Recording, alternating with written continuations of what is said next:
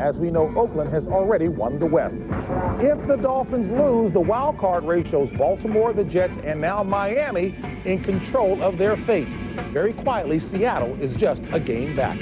In the NFC, the St. Louis Rams have the best record and would have home field throughout the playoffs. The Rams are followed by the Bears in the Central and the Eagles in the East. Wild card race shows us that San Francisco has clinched a playoff spot, while a Green Bay victory over Cleveland puts the Pack in the postseason. Meanwhile, tomorrow's showdown between the Buccaneers and the Saints puts the winner in the driver's seat for the NFC's final playoff spot. Now, as I just said, the San Francisco 49ers are playoff bound, while the Eagles are in if they simply win any of their last 3 games or the Giants lose just once. Pat Summerall and John Madden are calling today's game, and guys, it looks as if we're looking at 2 playoff teams this afternoon. Well, it looks like 2 playoff teams. You're certainly right about that, but it's going to be a dismal day for both of them. That is, weather-wise at least. Continuing rain showers. It's been raining all morning, and that's supposed to continue. They've been working on the field since early today, trying to get the water off, but as you know, this field gets wet and it stays wet, and it's going to be saturated. So that's going to be a factor, John, and certainly is also the health of San Francisco quarterback Jeff Garcia. Yeah, that's a big thing. Remember last week against the Miami Dolphins. On this play right here, Jeff Garcia is rolling to the left, and look as he falls right on the football. And what he did is he tore rib cartilage and his right side, right at that point there. And we were out at practice the other day on Thursday, and he took maybe half the practice, but he really looked sore. So we can see him. He didn't practice at all yesterday. Then we see him now. Look at that big flak jacket he has on there, and he has a pad underneath that. He is going to start today. But when you play the Philadelphia Eagles, whether you're healthy or not, you're always going to get a big dose of blitzing. And I'll tell you, how long Jeff Garcia is able to play, I think, is going to be the story. Oh, I agree. So that's the story from here in San Francisco. JB, back to you. All right, Pat and John, thank you very much. And coming up tomorrow on Fox NFL Sunday, most of you will see the Bears taking on the Redskins or the Buccaneers taking on the New Orleans Saints. Coverage begins with the pregame show at noon Eastern, 9 Pacific, right here on Fox. Now, a game that is not on our air tomorrow, Cleveland at Green Bay. And Chris, the conversation continues about the controversy last week in Cleveland, where the umpire and the referee said they were buzzed simultaneously by the replay official, but did not stop the play until the subsequent play was executed, creating a huge controversy. I've not heard a plausible explanation yet. Yeah, me either, JB. And the league is just setting a horrible precedent right now when you're talking about trying to cover up for these officials. It's so simple. It is absolutely so simple. If the whistle blows and the official comes in and waves his arm, that means, okay, we can go ahead and go to instant replay. If he doesn't, then you simply cannot. And why the league, in their effort to cover up for these officials, won't set that standard and won't set it today, I don't have the foggiest idea, but it is wrong and it needs to be changed. Well, unfortunately for the Cleveland Browns, this is not the first time they've been victimized by this replay situation. In Week 8, the Bears were driving for what would be a game-tying score to send it in overtime,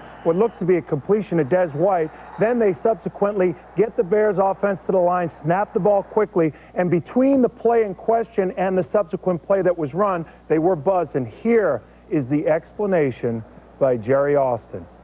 Same situation. Replay called to challenge a play of the catch on the sideline. However, we ran a play, and since the play was run, the previous play cannot be challenged. So the call stands. It's first down due to the substitution foul. First down and 5.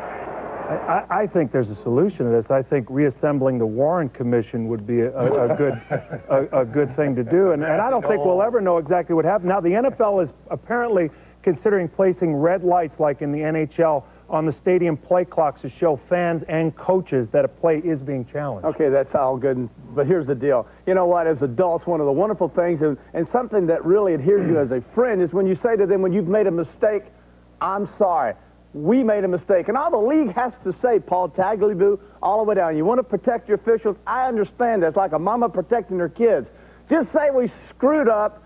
We made a mistake. We're sorry. You know what? I think we can handle that a lot more than constantly beating this thing up. They got to play in. The rule stated you get to play in, you can't review it. They reviewed it. They were wrong. Cleveland's ball, second down. Two things the league is trying to do to encourage or discourage that kind of fan behavior. One, no beer to be sold in arenas after the third quarter play. Well, you can certainly drink enough before then. That they can. And secondly, the league is also trying to encourage that concession stands will pour all liquids into cups, not to sell bottles. Hey, real quickly, Scotty, fans saw you pointing. What were you pointing at over my head just a bit ago? My pet pig, Daryl, came to the show today, and he was messing with a cord over there, and I told him to get that was the trying to get my pig out of here. There's plenty more ahead, and one of the guys who put the Eagles ahead in the NFC East tells us what else is on tap.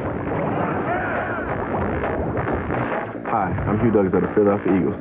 Coming up on the one, the only Fox NFL special. He never mentioned what position he played. I mean, you should already know. These Eagles love going north for winter, or south, or west, or wherever. They just like playing on the road. Phillies led by their dominating defense that's punished opponents. JB visits with the Eagles defense, the guys that have led them on this playoff push. And they call him Mooch, but this guy's earning his money. After 2 miserable seasons, Steve Mariucci has led his 49er team back into the playoffs. His offense is as smooth as ever, and he's molded his young D into a credible force. Is Mooch on his way to restoring the 49er dynasty? Terry finds out. All that, plus Jimmy and more, coming up on this one and only Fox NFL Special. The Remington pregame show is brought to you by the Remington Microscreen 3 TCT Shaver, a totally close shave even on the tough spots. By Visa, it's everywhere NFL fans want to be. And by Sprint PCS, the clear alternative to cellular. All right, folks, last Sunday, if you remember, Jimmy Kimmel and Terry Bradshaw had a little contest, and the loser is going to dress up in Jillian Barbery's clothes and do the weather tomorrow. Well, let's take a look and hear Jimmy's explanation of what happened. Hey, everybody, it's a short pregame show this week, so I'll keep this brief. Last week, I challenged Terry Bradshaw. Each of us picked 6 games, and between us, we got them all right. Individually, though, we were 3-3, and I don't know if you know this, but Terry and I don't work as a team. Rest assured, though, tomorrow morning, we are going to get this bet settled once and for all. In the meantime, though, today, I'm taking the Niners over the Eagles, and I'm going with the Raiders over the Titans. Let me recap. Niners and Raiders. And by the way, remind me of one other thing. Never invite the Cleveland Browns fan club over to watch football again. Jesus. Animals. I'm Jimmy Kimmel, and those are my picks.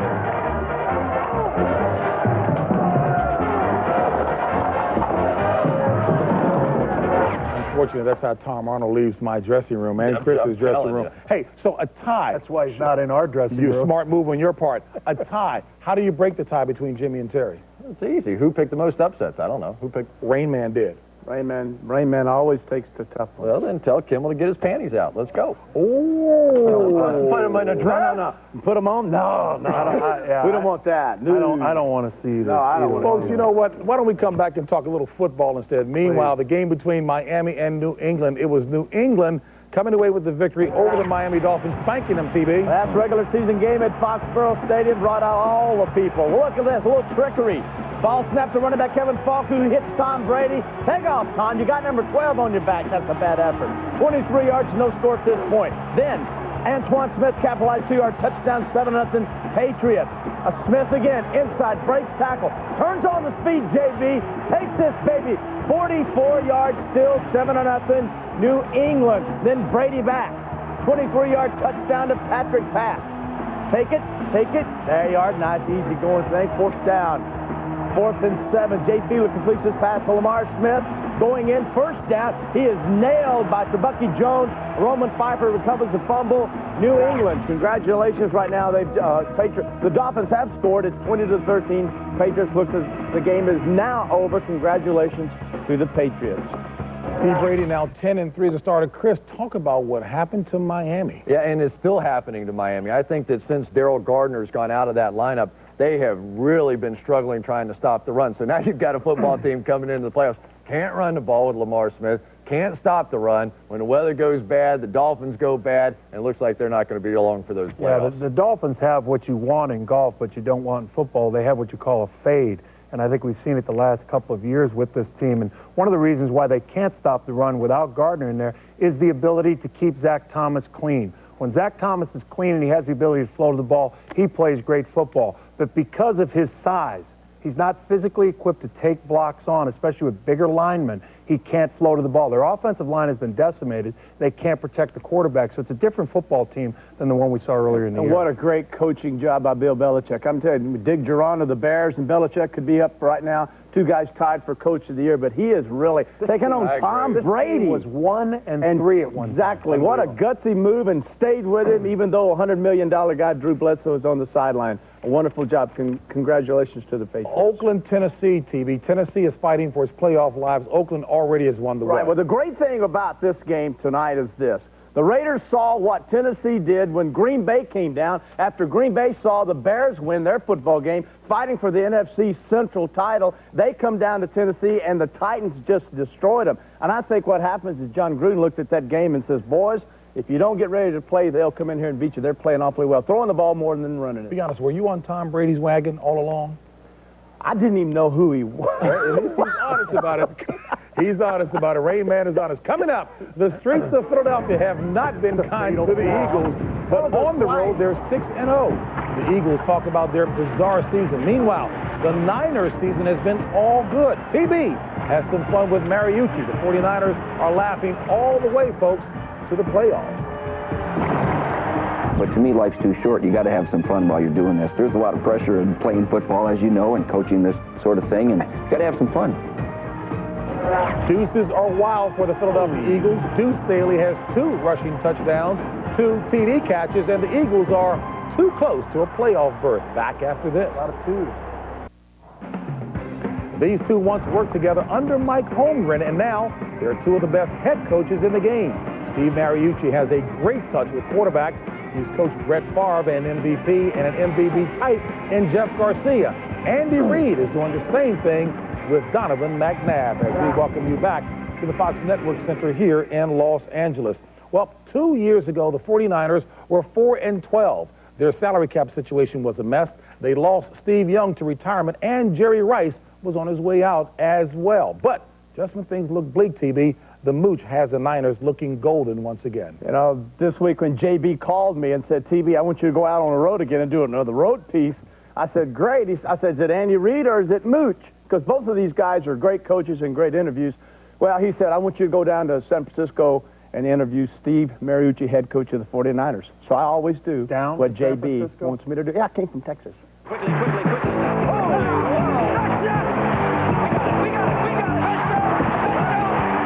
Taking what they're giving because I'm working for a living. Are you surprised by your 10-3 record, considering that the last 2 years you hadn't made the playoffs? There's a part of me that says, show your team that you're confident in them and say you expected to win them all, you know? Then there's another part of me that says, yeah, I'm surprised we're 10-3. Where the playoff-bound 49ers are today is amazing. The last 2 seasons, a below 500 team strapped by the salary cap, the Niners were in serious trouble. Then the final blows, the retirement of a Hall of Fame quarterback and the loss of a legend. When you think of the 49ers, you think of Jerry Rice and a couple other guys, Steve or Joe, or, you know, they've been Jerry Rice for 16 years. And to say to a man, we don't have enough money to keep you here. Oh. Of all the distractions, of all the injuries, of all the cap woes, what was the one thing that was hardest for you to deal with? Sitting down with Steve Young in the days that he was trying to make a decision on continuing his career or not, because he wanted to keep playing in the worst way, and he was so capable of continuing to play. Mooch is what they call a player's coach. He wants to build relationships with his players based on mutual respect and teamwork. I need guys that'll work well together. I can't have 40 all-pro guys. You're going to have guys that some are leaders, some are producers, some are role players, some are the soldiers, and some are the generals, and you got a certain chemistry. How hard is it to coach this football team with Hall of Fame coach right down the hall, Bill Walsh? It's kind of neat. Is it kind of neat? Yeah, it is, because... you don't feel any pressure from that? I've been trained to look forward, not over my shoulder. Like this. I've been trained. Yeah, blinders on, but also to use his expertise and knowledge and experience when need be. Does he give you plays? Does he give you plays and make suggestions? Every once in a while, yeah. And you listen? Sure. Do you feel like you have to? No. Oh? We ran one against Atlanta for a touchdown. One of his plays? Yes, sir. He wants to throw. He wants the end zone. He wants Owen, and he's got him! I was curious. Notre Dame come after you? I have no idea. I mean, they haven't called you, Notre Dame? I'm just busy working over here, you know, Terry. That's a good question, yeah, wasn't it? Good answer, too, huh? Smart answer. They say it's all right. They say it's all right. What is the goal that you have set for yourself? One of the goals was to keep hope alive here, so we didn't hit bottom and develop these young guys' confidence and that sort of thing. Then as you continue through this journey of rebuilding it, the goals are higher and higher. And that Super Bowl goal now is back on the list. And it has to be, because that's what drives us all. I think for all you viewers, you're right. He is really a great guy. Fun to interview. You know, it's a funny thing, on the 49er website this past week, Tuesday to be exact, General Manager Terry Donahue listed 4 reasons why the 49ers have made the turnaround, the comeback. He listed number 1 is good salary cap management. Number 2, the personnel department's great work in the changeover of the roster, 70% changeover. His third reasoning is the coaches have adhered to our plan to play the younger players. And number 4, Terry says that Jeff Garcia's emergence as a premier quarterback in the National Football League. But you know what he doesn't say in here is what a great job Steve Mariucci and his coaching staff have done. To me, that would be number 1, Howie. Well, you know, you were there on Tuesday, right? Oh, another road trip. JB sent me that. The following day, Steve Mariucci found out that Notre Dame had, in fact, called, and they called on Monday. But no one in the organization chose to let Steve Mariucci know that they had called. He was upset. That prompted a meeting with the owner, York, Bill Walsh, Donahue, and Mariucci. And out of that meeting, what came out of it was they told Mariucci that if there was a job out there after the season that he just couldn't turn down, they would give him the opportunity to go out there and inquire about it. Then the 49ers are out of their minds. Howie and I were lifting weights today, and what did I tell you? You were telling me, Howie, honest to God, these clean and jerks with 50 pounds are a lot of weight. I leave to spot Howie every once in a while, and I pulled that thing off of him, and I told him that Steve Mariucci was the best offensive mind in football out there, running game, passing game, and 49 fans. If you let him walk out of there and you don't rise up and revolt, you're out of your mind as well. Keep him in San Francisco. When did you just start? I was down there doing it. That was right after I pulled the dumbbell off his throat.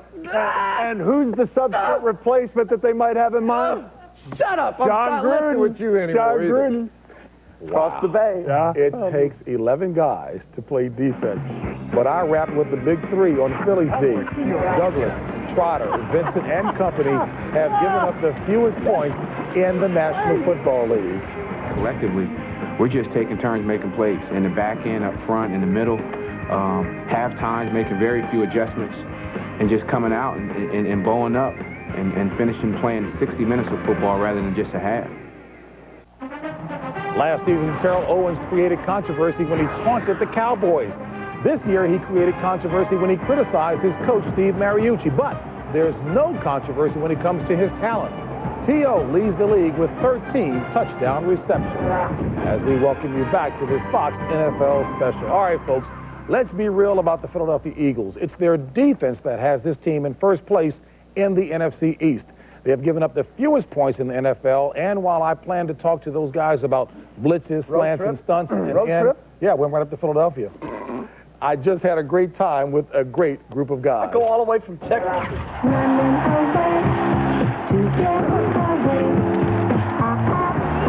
Tell the nation, tell the world, you cried. Hey, Troy. When you came in the locker room, pregame, so you want to start digging up old dirty laundry. Before you hear that sob story, let's first visit with the third Mouseketeer. If you were to describe the defense as a car, what kind of car would you be? I would say 18-wheeler, you know, because it takes us a minute to get started. 18-wheeler? Yeah. Oh, my goodness. No, seriously, because it takes us a minute to get started, but once we get rolling. So, Jeremiah, what's the deal with your shirt? The nest of death, you know, but judging by home record, we might have to get this changed.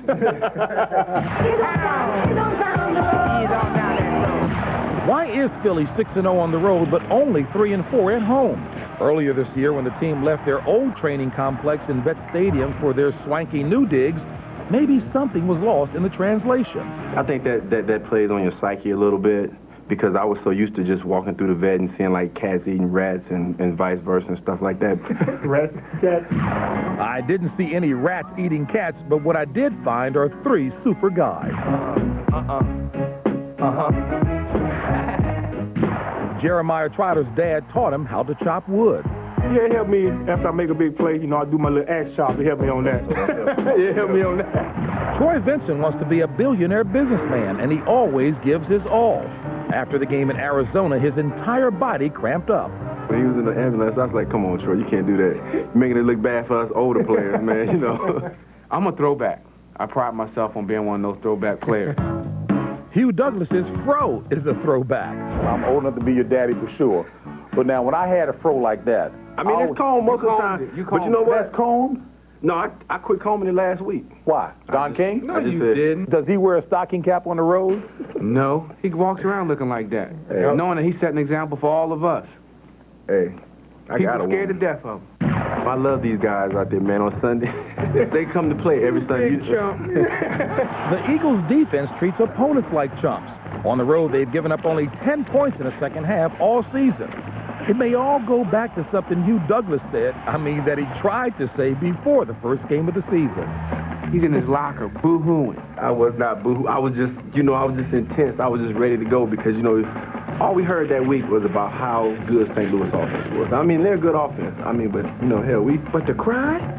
But we pack our lunches. Hey, we pack our lunches the same way they do. We're a blue-collar team, too, and so, How bad do you want it? How bad do you want it? I said, I can, I can really do you right now, but I'm not going to do it. I'm gonna maintain it because, I got a lot of respect for you. You're a throwback player and all, so I'm just going to let you have this. I'm going to let you have this moment. Troy Vincent. Hey, Howie, I know you've got to be able to relate to that. Camaraderie certainly is a hallmark of this squad, and it does carry over into the field as well. Yeah, and the guy really responsible for that defense up there is Jim Johnson, the defensive coordinator. And the one guy that wasn't in the room, JV, is Brian Dawkins, who has played outstanding for them in safety. This team has 2 corners, 2 good corners. Not only that, they're big corners. That allows Jim Johnson the luxury of doing so many things with that defense. But until they get their running game on track, the interesting thing is you look at the 2 teams that really got after St. Louis. They both came from the NFC East, Philadelphia and the New York Giants. And we have a shot here, and I don't know if we could show it in the monitor. Look at that. Dr. J. I know Dr. J meant a lot to you, JV, but his neck's longer than mine. Look at that. Man, you know what? JV. Yeah, oh, don't say that. I could see some bone structure in that shot. As opposed to now, right? You guys are brutal. I can't believe that. Well, like I said, I did wear a stocking cap in my day. Go ahead, Chris. You did. Donovan McNabb's a kid that I think everybody up here loves. A great player. You watch him compete on the field, and he wins games almost by himself. But when he gets out there, I watched him last week against Washington. They got him dropping back and sitting in the pocket in the first quarter and trying to make plays, and this offense is going nowhere. Second quarter, they start rolling him out, getting him on the move. Because of the lack of the running game, if he's not out on the move, running the football, making plays out of the pocket, this offense just simply doesn't work. They've got to do that right from the beginning of the game today. You're a broken record. You always complain about that, don't you? Donovan McNabb deal. Well, let me see. No. Up to San Francisco. No. We're not dealing with that right now. We're not dealing with it. Move on. Come back. The only thing I've got to say is that Garrison Hurst, after 2 years' absence for the 49ers, if there ever a guy deserves to be in the Pro Bowl this year, it's certainly him. And who in the 49ers organization argued to keep him when others wanted to let him go? Steve Mariucci. Yeah. All right. I was going to say Mooch. Mooch, okay. It's almost kickoff time. The fans are getting revved up, and so are the San Francisco 49ers. Let's start fast. We got something. Yeah. We got to start ready today, baby. We got to start ready today. Hey, you got to be excited. You got to be excited. Yeah. We win. That's what it's all about. Here we go. Play your ass up. Battle go 3. 1, 2, 3. Woo! I like it, team. Yes, sir. Hey, we at home. The 49ers' Garrison Hurst is the only player in NFL history to rush for at least 1,000 yards after missing the previous 2 seasons. He is now in line to win another Comeback Player of the Year award. Final thoughts, we start with Big Boy. Yeah, Terry mentioned he had traveled down to San Francisco, and I figured only one of 2 places he'd be coming from, Los Angeles or Dallas, and I was fortunate enough with our crack research staff. I have a kind of a multiple choice thing here for the country. Here's a map of the United States. Now you notice the 2 locations where he could possibly coming from is Los Angeles and Dallas. Now I have the multiple question, is it up, down, lateral, or backward? It's a southern thing. Now, where is San Francisco as it relates to Dallas? Let it go, Mr. Perfect. It's gone. I'll never repeat it again. I'll never repeat it again. That's good. See, now you're afraid of him, though. No, he's not. All he do. See, if that were me up there holding that thing up, going up, down, sideways, like the thing, you'd be all over me. But you're afraid of you. This man is a coward. This man is a coward. He'll pick on me, but the big guy, total fear. On a serious won't note, touch the guy. On a serious note, we all want to send along our condolences to the Shapp family with the passing of Dick Shapp. We certainly wish his family the best in these trying times. Hey, folks, the Eagles and Niners are next. Enjoy the game, and Howie is right. It is up. It's a southern thing, folks. You're watching the NFL on Fox. You're watching the NFL on Fox. Today's game, First and 10 Down Line, is brought to you by Intel and the Intel Pentium 4 processor, the center of your digital world. Fox Sports welcomes you to the following presentation of the National Football League.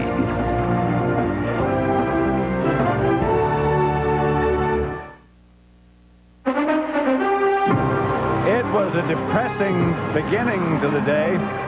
It rained all morning. It was dreadful looking. It looked like we were going to be in for a quagmire afternoon. But the weather is starting to break as the Philadelphia Eagles come to San Francisco to place the 49ers. That's part of the fireworks residue, I guess you'd have to say, that's behind us. It looks like fog, but it's not. I'm Pat Summerall with John Madden. All the Eagles have to do is win today here in San Francisco, and they are the NFC Eastern champions. How do they plan to go about that? Well, of course, offensively, the Eagles are all about Donovan McNabb. I mean, he has to make plays with his arm. He has to make plays with his leg, because as their offense goes, Donovan McNabb goes, or Donovan McNabb goes, their offense goes. And then the other thing they do is they like to get you up there and they run screens. And Deuce Staley is one of the best screen pass receivers in the game. So then if you come up tight to play their screens, then that's when they go down the field. And that's Andy Reid's plan offensively. Defensively, I think they're going to play quite a bit of nickel, which is 5 defensive backs.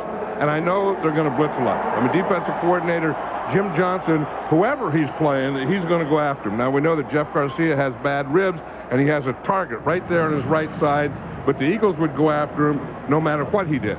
Now, the 49ers are already in the playoffs. They're jockeying for position, perhaps to host a game here at their own stadium during the playoffs, depending upon what happens. What's going to happen today? How are they going to face this game? Well, of course, Jeff Garcia is starting, and we talked about his rib injury. In fact, he's really beat up. I mean, he has a bad right elbow, he has a bad right knee, and then he has torn rib cartilage on his right side. You can see he's wearing a big flak jacket there. And he's going to start. He really practiced a little on Thursday. We saw that. He didn't do anything yesterday. And, of course, he's going to go out there and try and go. And it's going to be how long can he go? It was interesting. Steve Mariucci said the other day, and I don't think I've ever heard a San Francisco 49er head coach say this. He said, this is going to be a low-scoring game, I think, which means to me that they're going to try and run the ball, the short passing game, protect Jeff Garcia, and then on defense, just keep things rolling, because the last 2 games that they've had here, they have shut out their opponents. All right, John, let's see what Steve Mariucci has to say today. He's with Ron Pitts. Let's go down there. Well, thanks, guys. Coach, torn rib cartilage for Jeff Garcia. Weren't quite sure if he's going to start today. How did he look in pregame warm, but he's good enough to go? Well, he practiced run a little bit on Thursday and practiced pretty well. So we rested him yesterday, and he tried it this morning, felt pretty good. Put an extra pad on it, a little bit thicker flak jacket, and away we go.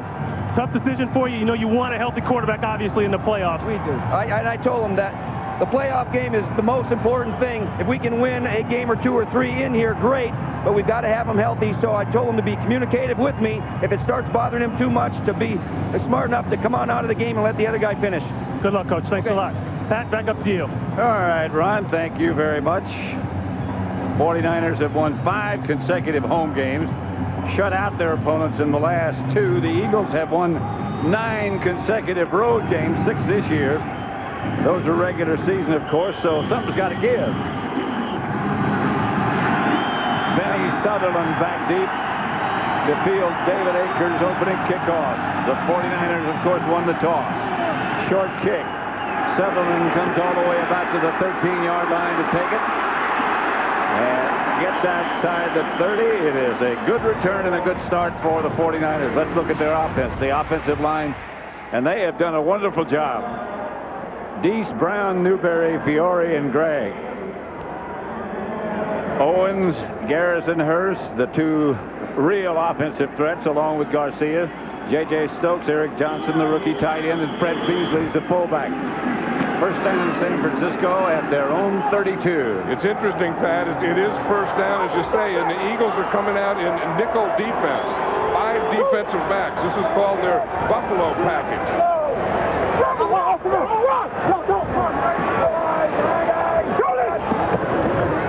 They don't blitz. And Garrison Hurst breaks into the secondary. Let's look at the Eagle defense, as you pointed out in the opening remarks. They do like to blitz a lot. They'll come after you. Douglas, Thomas, Simon, and Whiting up front. Caldwell, Jeremiah Trotter in the middle, and Carlos Emmons, the linebackers. And the secondary, one of the better secondaries in the league, Taylor and Vincent, Dawkins and Moore. And again, they're in nickel or 5 defensive backs. The 5th defensive back is Al Harris, who's lined up right there. Garcia to Ty Streets. I think the Eagles think that the 49ers will like that 3 wide receivers. Ty Streets being the 3rd wide receiver for the 49ers, so they plan to use a lot of nickel.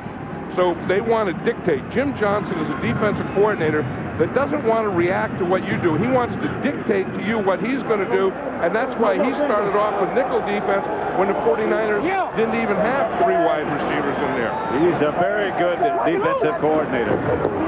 No blitz. Hurst behind the line by Trotter. Jeremiah Trotter, you see that chop that he gave him there? You know, he's from Hooks, Texas. And as a kid, what he did, his father had a business of wood chopping. So every day he'd have to come home from school and chop wood. So when he makes a tackle, that kind of reminds him of his days back in high school, and he gives that chopping thing right there. Take that, you piece of wood. He could do some damage.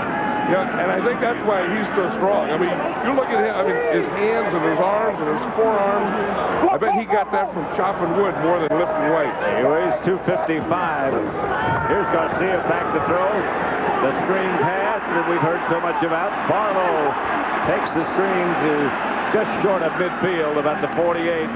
Not enough for a first down. That was an interesting formation for the 49ers. They had both their halfbacks in there. They had Garrison Hurst and Kevin Barlow. Barlow is here. Hurst is split out. And, of course, here's what the screen pass is. You know, you just take it and you let him come up in there, let his lineman form in front of him, get the ball, get the block, and then you're going to pick up that yardage. Harry Jackson now is the lone setback, 3rd and 6. Opening drive, and they're showing blitz, and they're coming. Incomplete. Good defensive play intended for Stokes. Stopped by Troy Vincent. You're going to see that, you know, here's Stokes on the outside. Troy Vincent, one of the best corners in all of football. I mean, he is a great cover corner, but he's also a tackler. You know, sometimes you use that word cover corner, and it means that you don't play sometimes when they run. Troy Vincent plays every down. Jason Baker back to the record holder, Brian Mitchell. Well, he's done this a lot, hasn't he, Brian Mitchell? All those years with Washington, now with Philadelphia. Punt and kickoff return.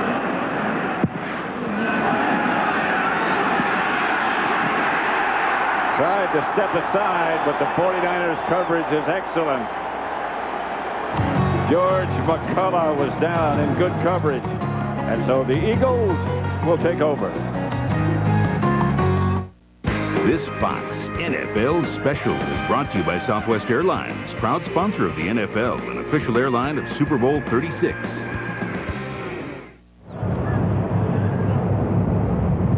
Brian Mitchell, who just returned that punt, as John said, returns punts and kickoffs and has done it so well over the years. Brian Mitchell, career yards, total yards. Hayden, Jerry Rice, and Brian Mitchell.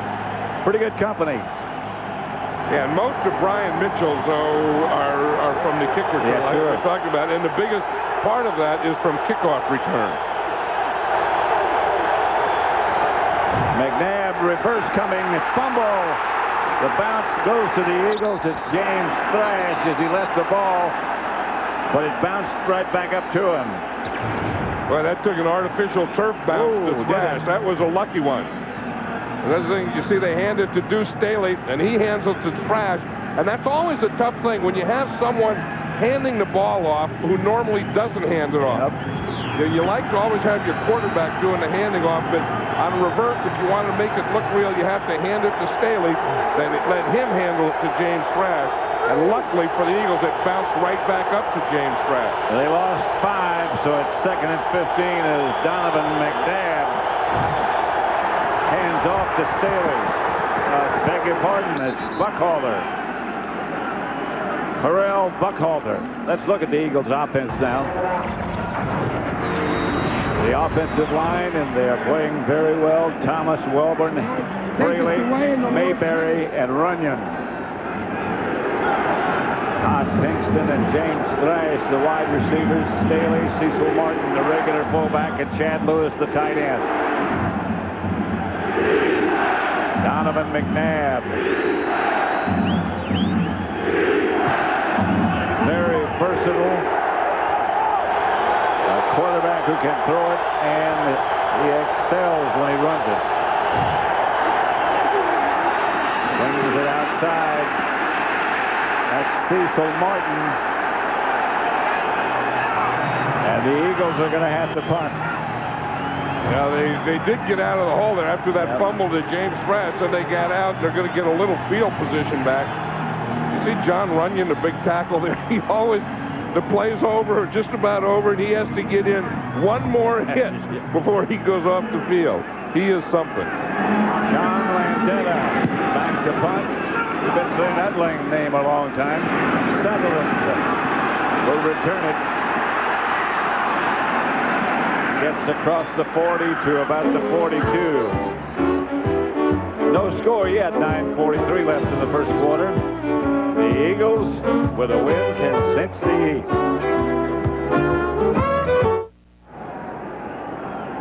In San Francisco, it's 0-0. Happy holidays from all of us as well. Kevin Barlow is in the backfield along with Fred Beasley. Garcia is still the quarterback. 1st and 10 at their own 42.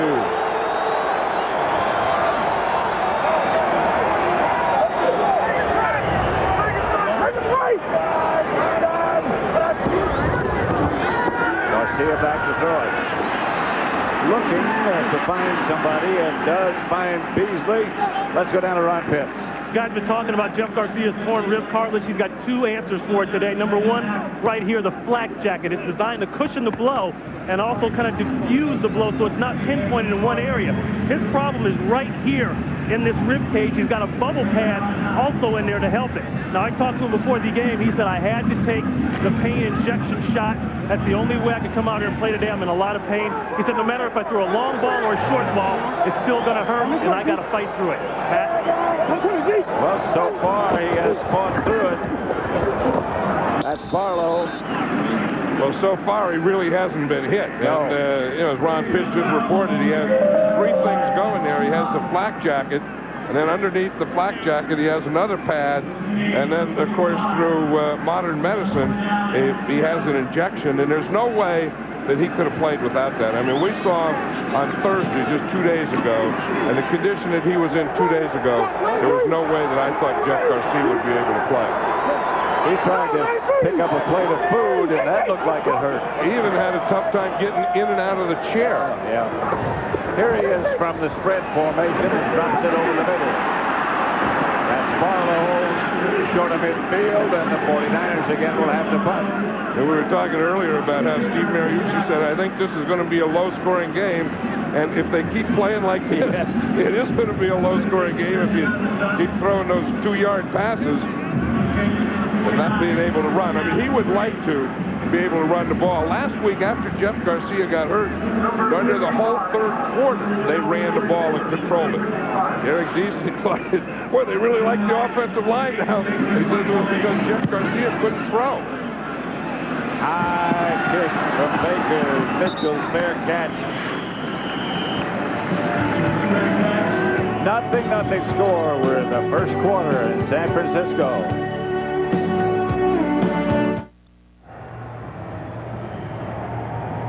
There's Hollis Thomas, the old defensive tackle of the He looks Eagles. like he's already had happy holidays. Looks like Santa Claus, doesn't he? Ready to,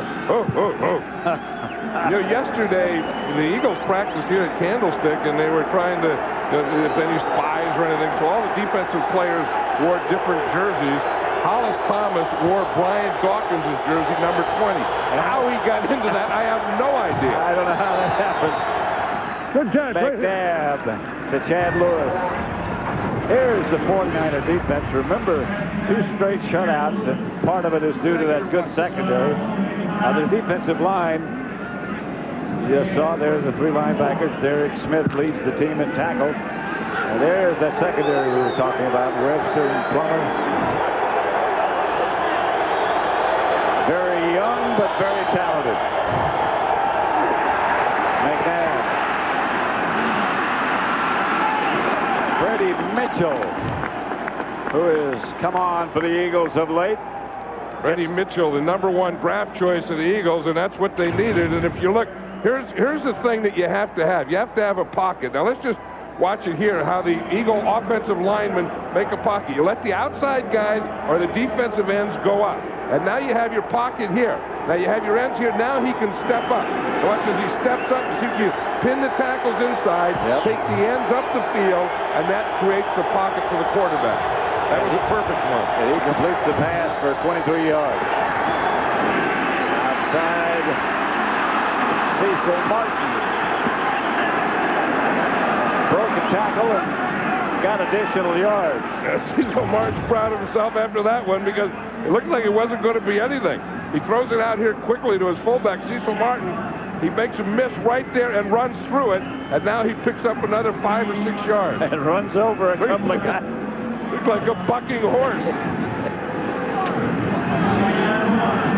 That's Donovan McNabb. That's the play before. That was the way you auto. That's having fun playing. Yeah, a quarterback. You look and you give the defense away. That's Deuce Staley on the draw play that gets nothing.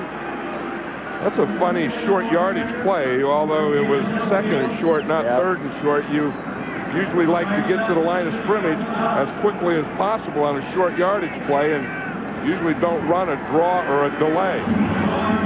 And Andy Reid there, he said he invented that thing of putting his board up in front of his mouth when he talked. He said it wasn't for spies when he first did it. It was so you can hear, so you can keep the sound inside your microphone, if that makes sense. Every coach we've ever talked to thinks they invented it. Because we said, well, Mike Holmgren did it before you. Yeah, but he did it for a different reason. Andy Reid, one of the great guys.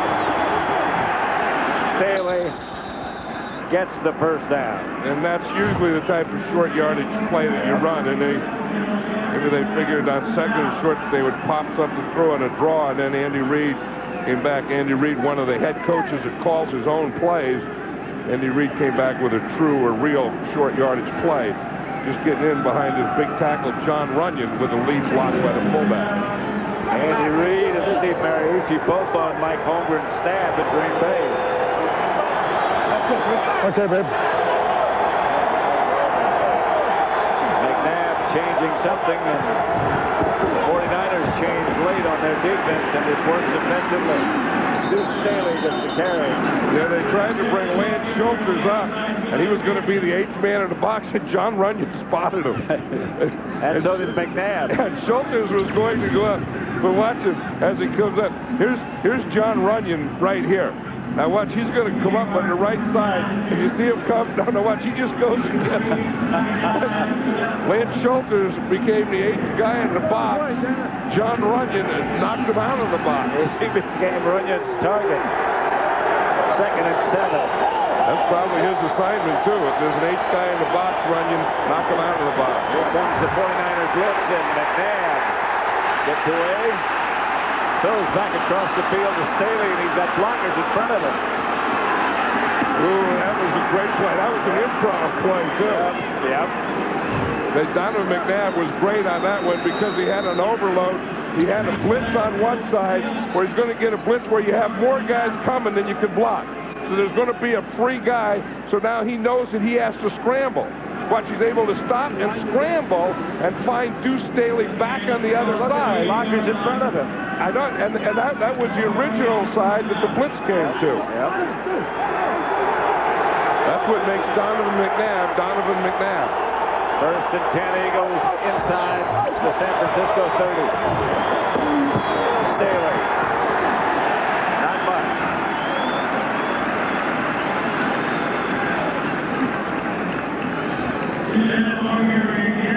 Leading receivers, you know, if you look at the running back, St. Louis, Marshall Faulk, the Green Bay, Amon Green, and this team, the Philadelphia Eagles, their leading receiver is Deuce Staley. And a lot of those are the shorter variety, like we just saw, and/or screen passes. Donovan McNabb is 5 for 5. 2nd and 9. McNabb to Staley again, and Staley trips, stumbles, but got it up for a 1st down. Look at that thing on Staley's right arm. He has 2 bad shoulders. You can see he has a harness on the right arm that keeps that shoulder down. Like Deuce Staley was saying the other day that I don't think that they want to run me inside too much, but they are doing that. There you can see the harness. Again, it goes from his left arm up to his right arm, up to his shoulder. See, there's something happened with the harness. They're measuring for the 1st down, which they got. In the meantime, Buckhalter has replaced Staley. You can see that Deuce Staley's rushes, none to the left, 1 to the right, and 5 to the middle. He was saying Andy Reid's kind of taking it easy on me because they got 2 bad shoulders. And then he's run them up the middle so far in the 1st quarter 5 times. Andy said that Deuce, coming back from injury, from the foot injury that he had, is still just getting back to close to where he was before he had the injury. McNabb takes a timeout. This Fox NFL Special is brought to you by Volkswagen. On the road of life, there are passengers and there are drivers. By Beechwood Aged Budweiser, the crisp, clean, and refreshing taste known only to the king of beers. By Visa, it's everywhere NFL fans want to be. And by Norelco, for an unexpectedly close shave guaranteed. Put it to the test. Now that's a pile of jelly beans. That's a world record for jelly beans in one place. I think so. You know, sometimes they're spread out, but they had a convention there. All the jelly beans got together, and that was the biggest convention of jelly beans in the history of jelly beans. And that's, you can look up in your record books. Yeah, that's in the record book. McNabb drills it. Complete to Pinkston. And that was way too much time. I mean, Donovan McNabb had excellent pass protection. This is what it's all about. You know, that if you can do this, then it's just playing 7-on-7. Look at the time that he had. He can look. He looked in the middle, then he came back to the left, and he has clean feet where he can step up and just throw the ball. A flag on the play. Players in the offensive huddle. 5-yard penalty remains 1st down. That was on the next play. You can't do that, Dad. That was the thing. Years ago, we used to do that. I remember that I was doing that with the Oakland Raiders, and Bud Grant was doing it in Minnesota. A lot. Yeah, we'd put like 15 guys in the huddle, and then just before it was out, you would run off 4. That time the Eagles had 12 guys in the huddle. As we Buback used to say, all we wanted was our fair advantage. Here's McNabb. Drops it outside. Staley. And don't forget, coming up on Fox in February, NASCAR will be back in February.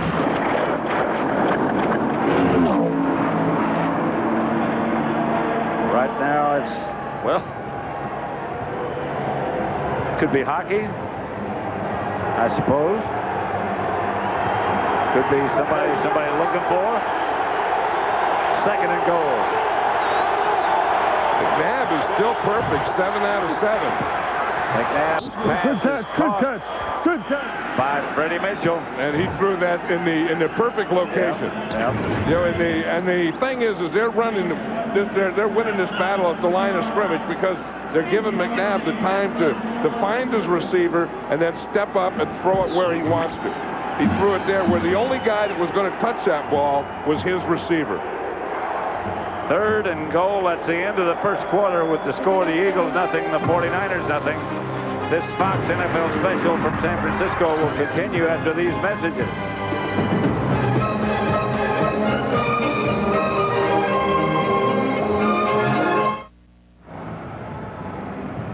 We're in San Francisco. Pat Summerall with John Madden. And we're about to start the second quarter with the Eagles 3rd and goal at the 49er 2. And this is the 13th play of this drive. They've had the ball for 7 minutes and 39 seconds. Staley is the deep back. That Eagle offensive line has dominated the 49er defensive line. McNabb chased and fires and throws it away. That's all he could do. Ronnie Hurd was after him. Ronnie Hurd was blitzing from the backside, and you know there's no rear view mirrors on those helmets, but you just had the feeling that McNabb could feel him coming. Here's Hurd right here, and he's coming and gaining. Yeah. McNabb did. He knew, I better get rid of this thing. He might have heard Hurd coming, or felt Hurd coming. He would have felt Hurd. Akers from 20 yards. Pops 3. That is his 17th consecutive field goal, extending the longest streak in Eagles history. On behalf of everyone here with the San Francisco 49ers and the entire NFL, we'd like to wish all of our brave troops at home and overseas a very Merry Christmas and a Happy New Year. Happy holidays. Well, thank you, guys, and happy holidays from all of us as well. Akers is going to kick off.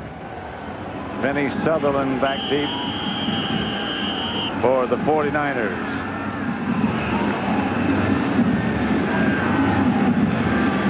He counted for the only points so far.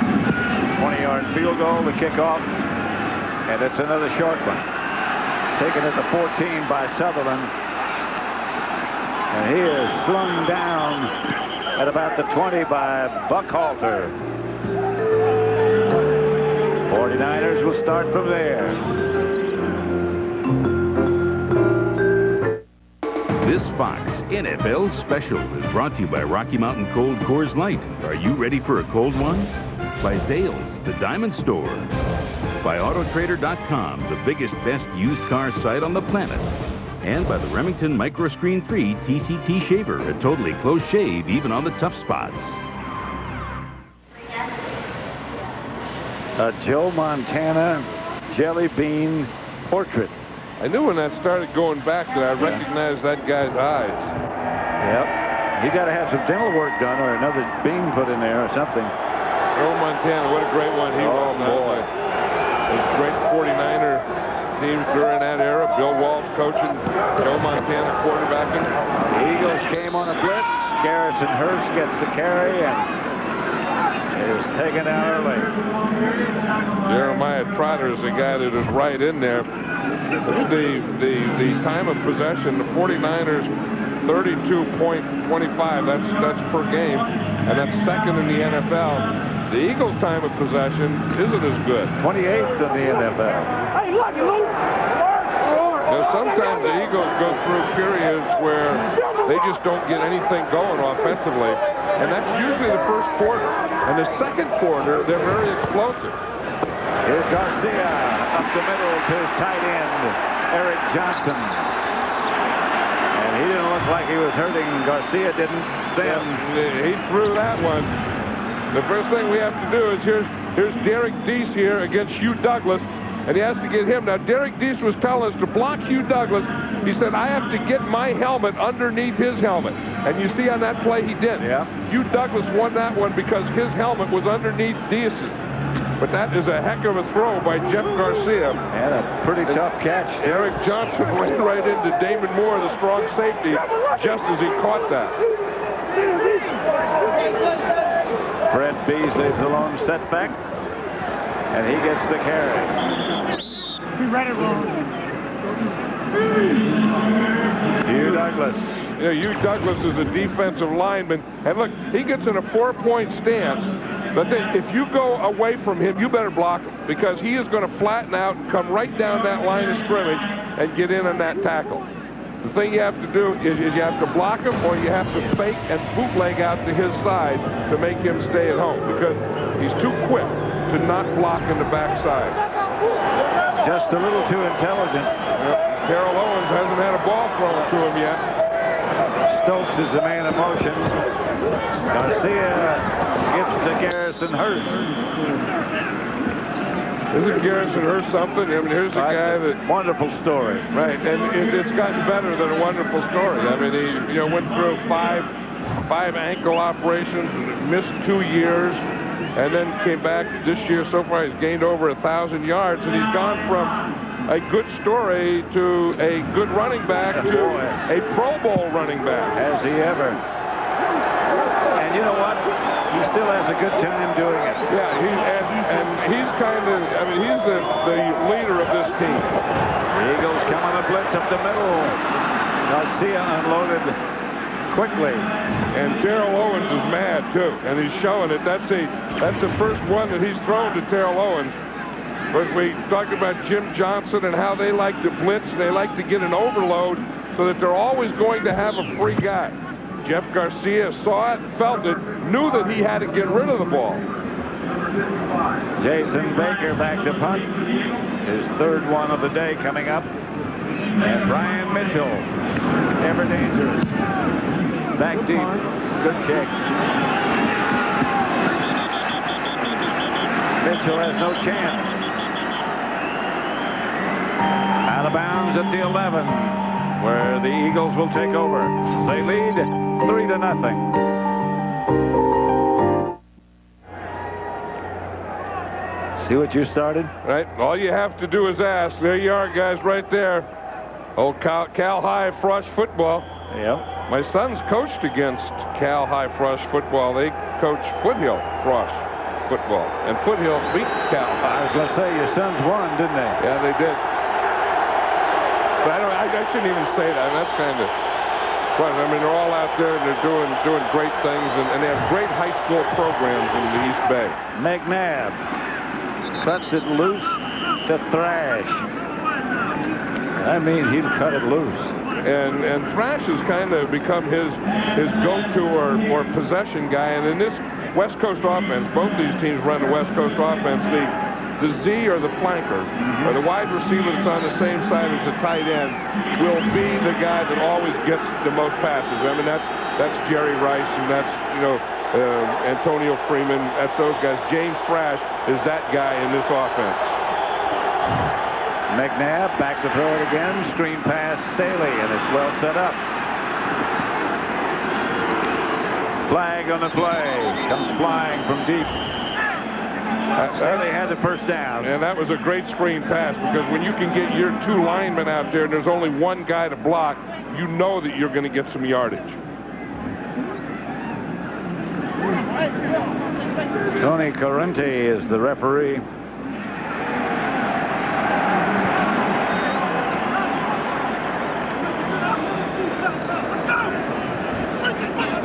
John Runyon is always looking for something to knock down. Illegal block in the back. Offense, number 34. 10-yard penalty. Repeat, second down. Jamie Reeder. But watch John Runyon. Yeah, let's just watch him anyway. Because when he comes, you better never, ever stand around a pile when John Runyon's around. That's one of the first lessons that I ever learned playing in the NFL. Don't stand around a pile. Nope. You either get in it or get away from it. That's right. And if you get in it, you like to be on top of it. Yep. But there's no reason to stand behind it. Nope. John Runyon just taught that lesson. There are too many of those guys around. Second down. They're usually centers that do that, though, not tackles. McNabb, Thrash, gets the first. Yeah, we talked about being the flanker Z, and that's what Thrash is. You see here, they have 3 wide receivers on this side, and they're just going to come in and run a slant. Thrash is the outside guy right here. McNabb has a couple of choices, but the first choice will always be in the slant, will always be the outermost guy. That's the safest throw that he has. Thrash got a step there on Jason Webster.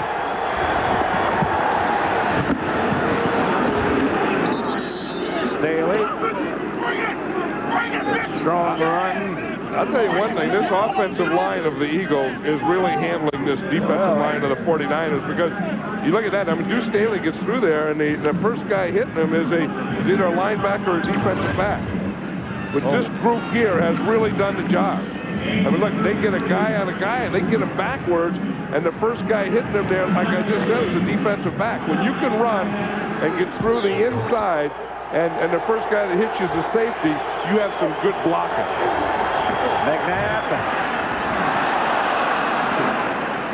The bullet goes through Mitchell's hands. Let's go down to Ron Pitts. You know, guys, considering the amount of rain they've had here in the Bay Area the last couple of days, the footing for the players seems pretty good. One reason is what the grounds crew put down before the game. This stuff is called Turfex, and it's a bunch of ground-up sand and rock. They just threw it down right after they put the tarp off, took the tarp off, and it's designed to absorb a lot of water. It holds up pretty good. You can see nobody's doing a lot of slipping. Pat, back up to you. All right, Ron, you look pretty good. It looks like something you'd eat for breakfast, some kind of cereal that's healthy for you. Nutritious. McNabb looking to screen, and now he's going to look to take off. And McNabb steps out of bounds. But he does have those moves, and he waited and waited, and that one there, they know that they have to contain McNabb, especially to his right. 49er defense have good containment that time, but they also had good coverage downfield because McNabb had no one to throw to. Benny Sutherland goes back deep. Sean Landetta with his 6th team doing the punting for the Eagles, and this is a good kick.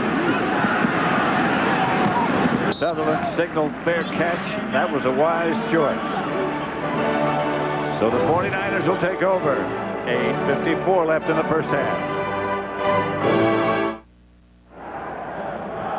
Tomorrow, it's another full day of NFL action, beginning with the undisputed champion of pregame shows, Fox NFL Sunday, presented by Energizer. Then the Bears battle the Redskins, or the Cowboys look to stop the Cardinals, plus other regional action. Coverage begins at noon Eastern, 9 a.m. Pacific on Fox. Today on Fox, it's the Eagles and the 49ers. Kevin Barlow is in the backfield. That's for Brian Dawkins there.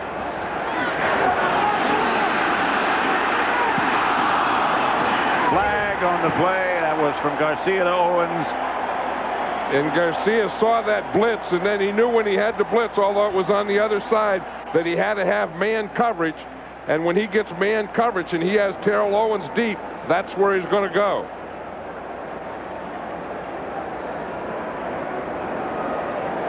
Against the Eagles. Illegal contact, defense, number 21.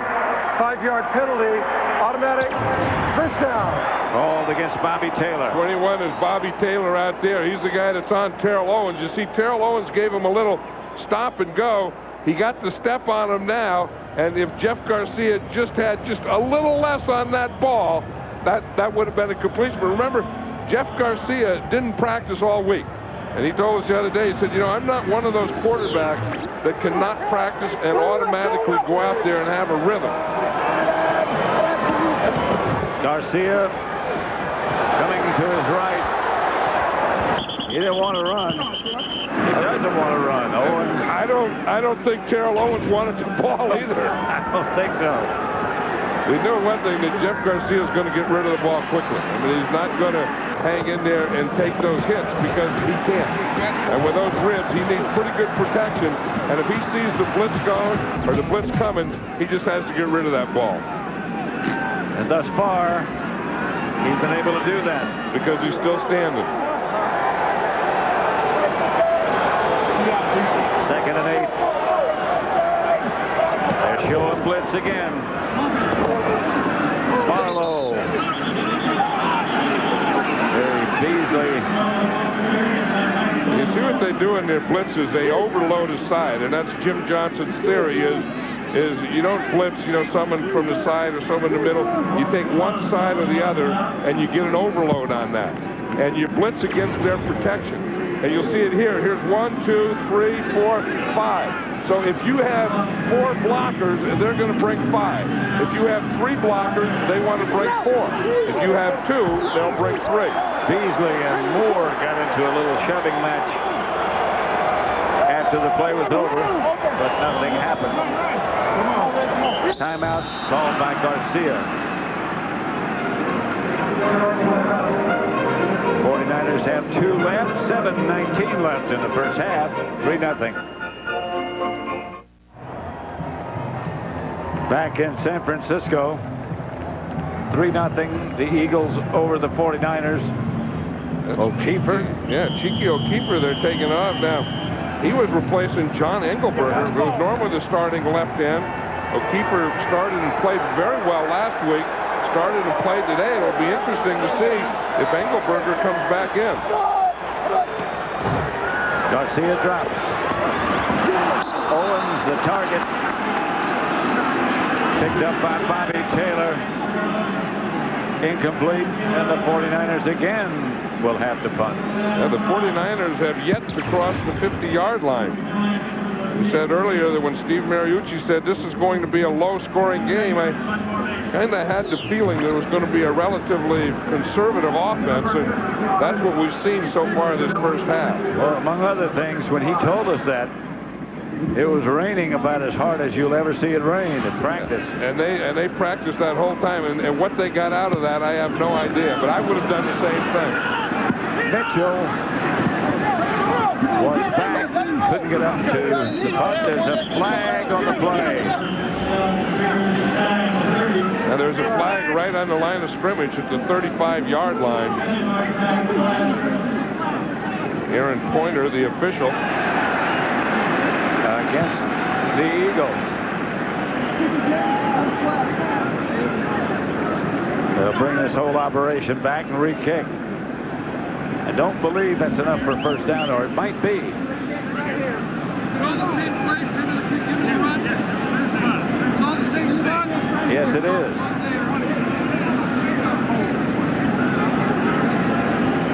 During the kick, holding.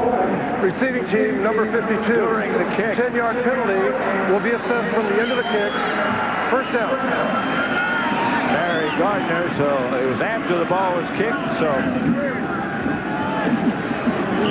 looking for the perfect holiday gift this holiday season, introducing the best damn sports show period. With host Chris Rose, Tom Arnold, and a bunch of ex-jocks. It's the only show that gives you sports comedy, commentary, scores, and highlights packaged in 2 full hours for your enjoyment. Stay late, no game. We just got word that Cheeky O'Keefer, we just saw him take off. The first word is he has a strained right lower leg.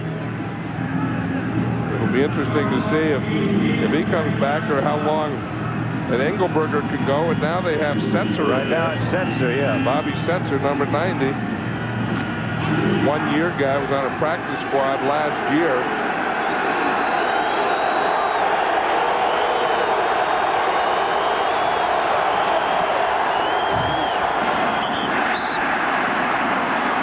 Thrag market. But the guy that did take O'Keefe's place is the guy who O'Keefe took his place, John Engelberger. He's in there. Sensor was in there at the right tackle. Here's Engelberger right here. In fact, it's a zone dog. You see that he was lined up as a defensive lineman and dropped out as a linebacker. And Engelberger has a bad heel. Mariucci said, you know, we'll dress him and he can play if he has to. And then right off the bat, he has to. They need 11 yards for the first down, and McNabb steps around and throws, and the pass is incomplete. It was intended for Staley. And the Eagles will have to punt now. Tempers flare momentarily, or maybe more than momentarily. Well, the Eagles have a couple of guys on that offensive line. We talked about John Runyon. The other guy is John Wellborn, and the other guy is the center, Hank Fraley, that will always keep a little action going after the whistle blows. Now, Runyon looks like it. Wellborn looks like it. Fraley doesn't look like he'd keep the action going. Fraley looks like Santa Claus. Yet Andy Reid said he's the toughest guy of the bunch. Ball rolls down to the 49er 40. It's not always about body. It's what you do with what you have. And Hank Fraley is one of those guys that have done very well. What you do is what you have. In some cases, people have more to do with. And then some people have less to do with and do more. Team downfield prior to the kick. Offense, number 88. The penalty is declined. First down. Since that long drive by the Eagles, we've either seen very, very good defense or not so good offense. I would think that both offenses are playing rather conservatively. Sputtering, would you say? Well, you know, the Eagles did have that one long drive, and they looked pretty good on that drive, but then they got stopped down there in the goal line. They had to settle for a field goal. They only had 3 out of it. And the 49ers still haven't been across midfield yet. Darrell Owens has only caught 1 pass, and that was that one for 2 yards. Here's Garrison Hurst. And he nudges over the left side for just a couple. Here's the thing, if you're going to stop the run, the guys that have to stop it initially are the 2 defensive tackles. They have to eat up blockers, and they do a good job. Then that frees the linebacker. You see, if you can do that, if the tackles can take on the inside 3 or 4, then the linebackers can flow and make the plays. The 49ers third down conversion 0 for 4. They only have 3 first downs. They haven't passed midfield. Garcia has no backs this time. Throws up the middle to Owens, who makes the catch. And that's their first venture into the other end of the field. Owens is a little feisty right there. Yes, he is. The second pass that he caught, and again, I think he wants to open things up, you know, and make plays like this. Owens is still not completely healthy. No. He has 2 bad ankles and a bad hip, because usually when he catches a ball like this, he'll try and run through things. That time he went down way too easy for Terrell Owens. Terry Jackson is in the backfield. Brett Beasley has an injured right hand. Here's Garcia, gets away from the blitz, and he's going to take off. Slides to the 30, and that was close to a collision. A collision that Jeff Garcia didn't want. That's exactly right. There's a point where adrenaline takes over and competitiveness and all those things, and you forget about everything, because he knows that after he gets out of here that he can have a free one if he takes a slide. He not only does things like he goes head first, and he just avoids the first collision, and he took a knee right in the face at the end there. He just avoided Carlos Emmons. I really respect this guy. I mean, he's been something. And every time I see him, I have more respect for Jeff Garcia than I did the time before. He is tough. There's the handoff to Hurst. To the Eagle 20. Now they got something going in this, you know, this 49er offense, this West Coast offense is a rhythm or a flow thing. And they started to get the rhythm when they hit Terrell Owens. Then they come back Garrison Hurst makes a great cutback there because you can see the flow. Everyone flowed to the left, and he just cut right back against the grain. One of the things that the 49ers were talking about Garrison Hurst in his comeback from all the physical, from all the problems he had, is he's seeing a lot better. Here's Garcia back in the pocket and down, throws the ball down. Flag on the play. This has to be intentional grounding. Hugh Douglas. Yeah, this is one that they don't let you do anymore. You know, you can't throw the ball at the feet of one of your receivers anyway on that screen pass, and that's a rule I wish they would change. You know, because the guy's alternative is to either get sacked or do this. There will be no foul for intentional grounding as the quarterback was being pulled to the ground, affecting his release and trajectory of the ball. Well, that's a good call. Yeah, second down. I just don't like that anyway. You know, Derek Deese was talking about how he has to block Hugh Douglas, and they've been doing a good job on Hugh Douglas because he's the guy that's going to get the first pressure, and you can see that he's gotten some pressure, but they've always stayed between him and their quarterback, Jeff Garcia. Which is Derek Deese's forte. Yeah, he's a very athletic offensive lineman. Hurst. Stiff arm, face mask, I imagine, by Hurst. He is slow in getting up. That's what the Eagles are saying. That was Troy Vincent making the tackle. Talked about Troy Vincent before. He's not only a good cover guy, but he is a very good tackler. And Hurst limps off.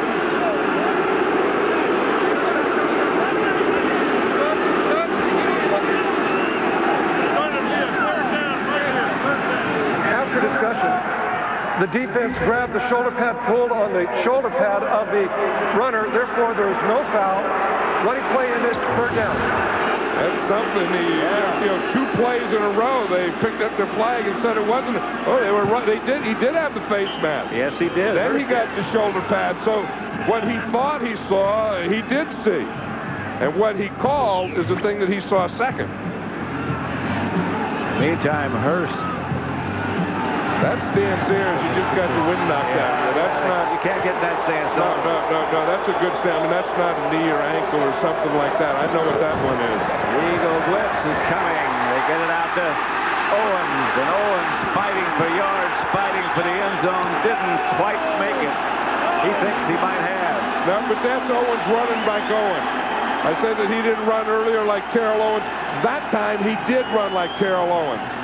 I mean, he is big and strong and fast and one of the best in this game, and he can do this, that rack or run after the catch. When he's going, he can take a lot of people with him. See how big and strong he is? I don't know that he didn't get that thing. I guess his knee probably went out of bounds. It's where his knee is. And probably his knee went out of bounds because the ball right there does cross the lane. Brandon Whiting injured on the last play for Philadelphia, and he goes to the sideline. Owens saying he got in. Here comes Hurst back. Yeah, we were right about Garrison Hurst. That was just getting the wind knocked out of him. I've seen that before. In fact, that happened to him here a couple weeks ago, that same injury. And Corrente is taking a couple of back. Yep. San Francisco is challenging the ruling on the field that the runner was down short of the goal line. This one we'll have another look at. Yeah, I think we have to see where his knee is because it's where the ball is when any part of his body touches the ground. Because he's going to reach out.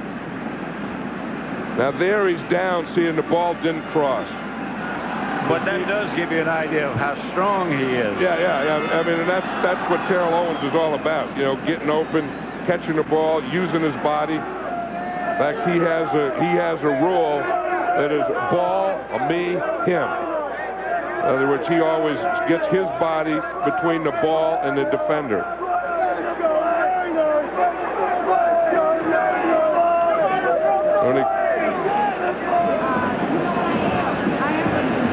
Again, we have to see where his body touches down. He's okay right there. Now his knee's down there. He's reaching out. It's very close. Yeah. It's very close. His knee is down there. And all it is the football has to go across the plane. Now, the plane can extend out. I mean, the goal line can extend out this way, but the ball has to break this plane of the goal line, and it can break it on either side of the pylon. But if another part of his body is down, as you pointed out earlier. Yeah, that's the key. Yeah. It's when his body goes down, or his knee goes down in this case, where the ball is when the knee went down. There's a knee down right there. Here's the ball, and here's the plane. And it's very close. I would say they'll probably stay with their original call. I think so, too. I don't think it's indisputable. After reviewing the play, the runner's knee had hit the ground prior to the ball crossing the goal line. Therefore, the ruling on the field stands. The ball be placed at the 1/2-yard line. San Francisco will be charged with a timeout. And that leaves them with one timeout. This is where both of these teams are very good in this area. Of course, when you get down there in the 1-inch line, I don't know that this isn't in the 49ers' favor when you get first down there. But look at this. The 49ers are the best in the red zone, and Eagles' defense is the best defense in the NFL. But I don't think that this is a fair matchup when you get first down in there. But it'll be interesting to see if Jeremy Newberry moves the ball. I've seen centers, when they go like this, they move the ball forward. Now, he just did it a little. Yeah, a little bit. But sometimes a center can pick up a touchdown for you down here. A flag on the play. False start. Offense. Number 81. 5-yard penalty. Remains first down. And a 5-yard penalty. That hurts. Yeah, they were down there with first down in inches. And you'll see here's Terrell Owens right here lined up as a wing, and he does start forward. Yep. With a man in motion as well. Someone's going to say, hey, you got to concentrate. You'll say, don't tell me what I have to do. Just score a touchdown and it'll be okay. Garcia gets to Hurst. Hurst picks up a couple. Had they not had that penalty, that would have been a touchdown. Yep. But then they probably wouldn't have been in the same defense, and all those other types of things would come into play. This is an area that if they had a healthy Jeff Garcia, Steve Mariucci would call a bootleg or something like that, where Jeff Garcia would move out and have the option of running or throwing. We're getting a 2-minute warning before the end of the first half.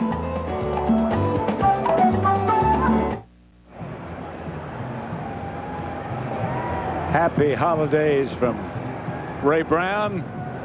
Looked like he was saying happy holidays to Hugh Douglas. Yep. I like guys like Ray Brown. I mean, he's a special player. He's a special guy. I mean, he's good in the community. He's good in the locker room. He's good on the field. And an offensive lineman in this league for 16 years. And you have a category of special guys. I think Ray Brown is always on that list. He'd be right up there. Here's Garcia looking for something. Has to throw it away.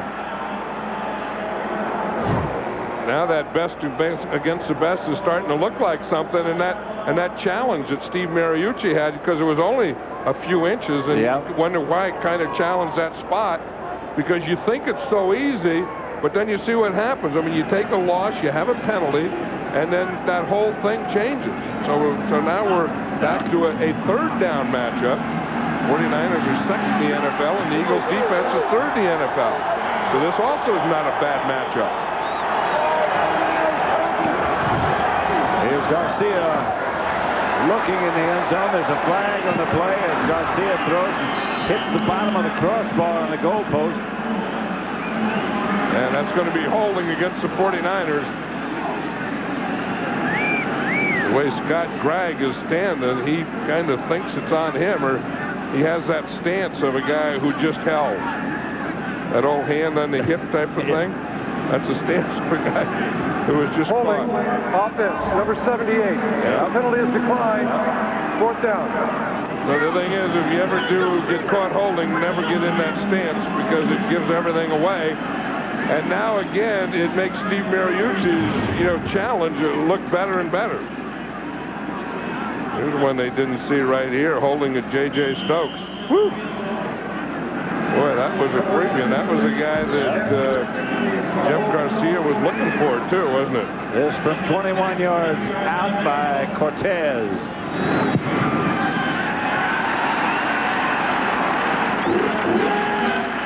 And we have a 3-3 tie with 1:44 left to play in the first half. On behalf of the Philadelphia Eagles organization, we would like to wish our military personnel a happy holiday season. Thank you for protecting our freedom. Happy holidays. May we add our thanks to that. Three pretty good defensive players there, too, weren't they? Brian Dawkins, they were. Troy Vincent, Hugh Douglas. It's kind of the core of this Philadelphia Eagle defense. Which is excellent. And I like their coach, their defensive coordinator, Jim Johnson. Yeah, I mean, he has a thing that he's going to attack and he's going to blitz, and the players buy into it and they love it. I mean, he made Brian Dawkins probably with their defense. Brian Dawkins is a great player. He probably made him the best safety in all of football. Mitchell down at about the 26. Coming up on the Visa halftime report, J.B., Terry, Howe, and Chris will have highlights and analysis of the first half and highlights of today's earlier game between the Miami Dolphins and New England Patriots. Also, the Fox Sports ticker will keep you updated with all the stats from today's action. The Visa halftime report. Yeah, those guys in this game only had 2 field goals. The highlights should be pretty easy. Here's McNabb. And he's going to take off. Boy, is he strong, isn't he? I mean, he ran. There was a couple of defensive tackles. Dana Stubblefield was there. And he just ran right through him. I mean, there's a big, strong defensive lineman and linebackers. And let's go. Donovan McNabb, sometimes when he's running, is a bigger, stronger quarterback. Well, Steve Mariucci said he thought he'd be low scoring. Rip would be low scoring. Steve Mariucci was right. Here's McNabb just shakes a guy off, fires to Staley, and he'll get an Eagle first down. That's a big thing. When you have a quarterback that is as strong as McNabb is, that, even though you get a rush and you get a guy breaking free, he can still shake it off. And that way, he reminds me a lot of Terry Bradshaw. I mean, there were some times that you just wanted to rush Terry Bradshaw and just keep him under control. You didn't want to commit to him, because when you committed, he would do just like Donovan McNabb does. I mean, he's so big and strong, he just makes that little shoulder move, and you just go right off him. Do you think maybe Bradshaw will react to that during the halftime, your praise of him? No, he was, I'll tell you, we played a lot of games against Terry Bradshaw and the Pittsburgh Steelers, and we all had as much respect for him as you can have for a quarterback. I mean, he was good. I mean, he could run and he could throw, and he was so big and strong that it was just like McNabb's doing here. I mean, guys would just fly off of him. McNabb has a lone setback behind him. Now he's not behind him. He was calling a pass protection there. That's exactly what he was doing. Flags come flying. And somebody moved. He was trying to get Deuce Staley, his running back, in position to pass protect. False start. Offense, number 76. 5-yard penalty. Remains first down. John Welburn. That's not fair. That's not fair. That's live. I mean, you always say that you have distractions when you're on the road. That's the definition of one right there. Turn around, Hollis. No, you can't turn around. Don't let him distract you. Here's McNabb dropping the throw. Stepping up, the ball comes loose. He's got it back, and now he goes down. John Engelberger stayed in pursuit. And that was the time that McNabb didn't get away. We talked about his strength and how he can get away from things. We're going to see Engelberger is right here, coming from this side. He comes through and he grabs McNabb's right arm, McNabb picks up the ball, and then Engelberger goes and gets him again. Watch, here's Engelberger right here. Good pass rush on John Runyon, gets by, gets the arm. McNabb gets the ball, Engelberger gets McNabb. 2nd and 26. And McNabb drops again. Staley manages to get out of bounds and stop the clock. He had to. That was the thing. They only have one timeout left. And by having one timeout, then you can throw the ball in the middle of the field. When you're out of timeouts, then you have to get the ball to the sideline or get a first down and spike it. So Staley saved one. But it's still a long yardage to them. It's a third and 19. So that's a tough. There's not many plays in offenses today that have a play for 3rd and 20. Unless you have a guy like McNabb who can buy some time and throws, and that's going to be complete, but not enough for that first down. It's caught by Todd Pinkston. Going to be about 4 yards short. And I think with 13 seconds here, I think they'll just go for it. I mean, they'll go for it on 4th down. They still have, they still have a shot here.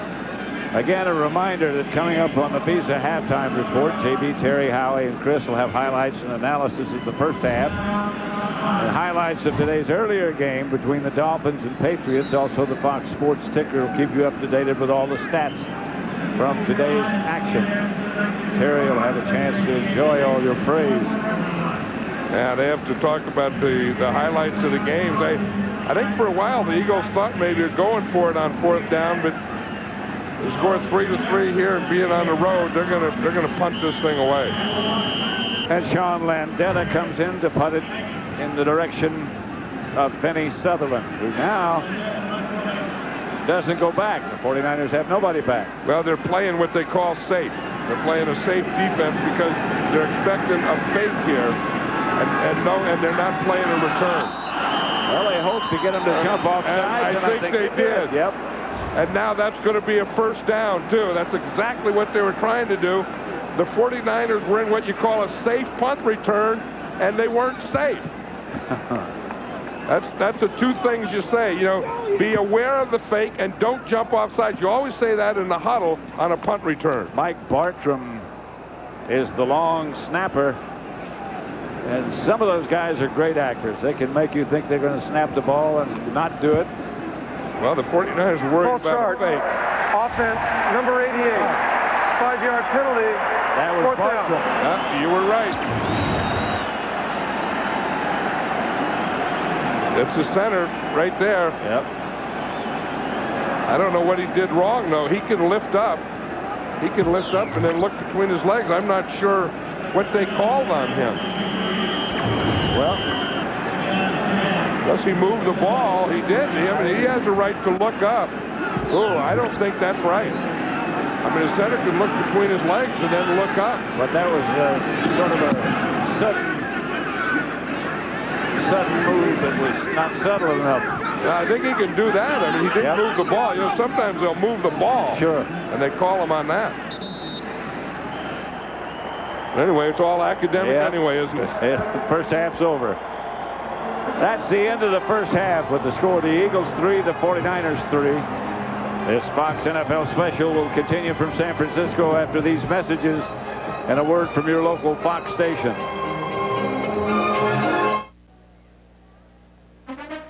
The Visa Halftime Report is brought to you by Visa. It's everywhere NFL fans want to be. And welcome to the Visa Halftime. As John Madden said, this would be a low-scoring affair. It is a 3-3 ball game, two outstanding defenses, and they compared Terry Bradshaw to Donovan McNabb. Wow, no kidding. Wow, that's exactly right.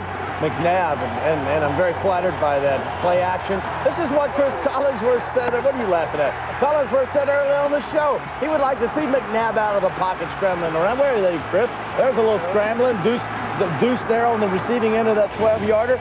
Second quarter as we get all set up. Oh, gee. John Runyon puts a huge hit on rookie linebacker Jamie Wilburn. Well, take that. Hello, NFL. Now, Garcia back. Terrell Owens takes this reception down to the 1-yard line, stretches, almost broke the plane, didn't quite make it. An exciting, scintillating first half. 3-all, 49ers and the Eagles. Don't touch that dial. John Hanna, Hall of Famer.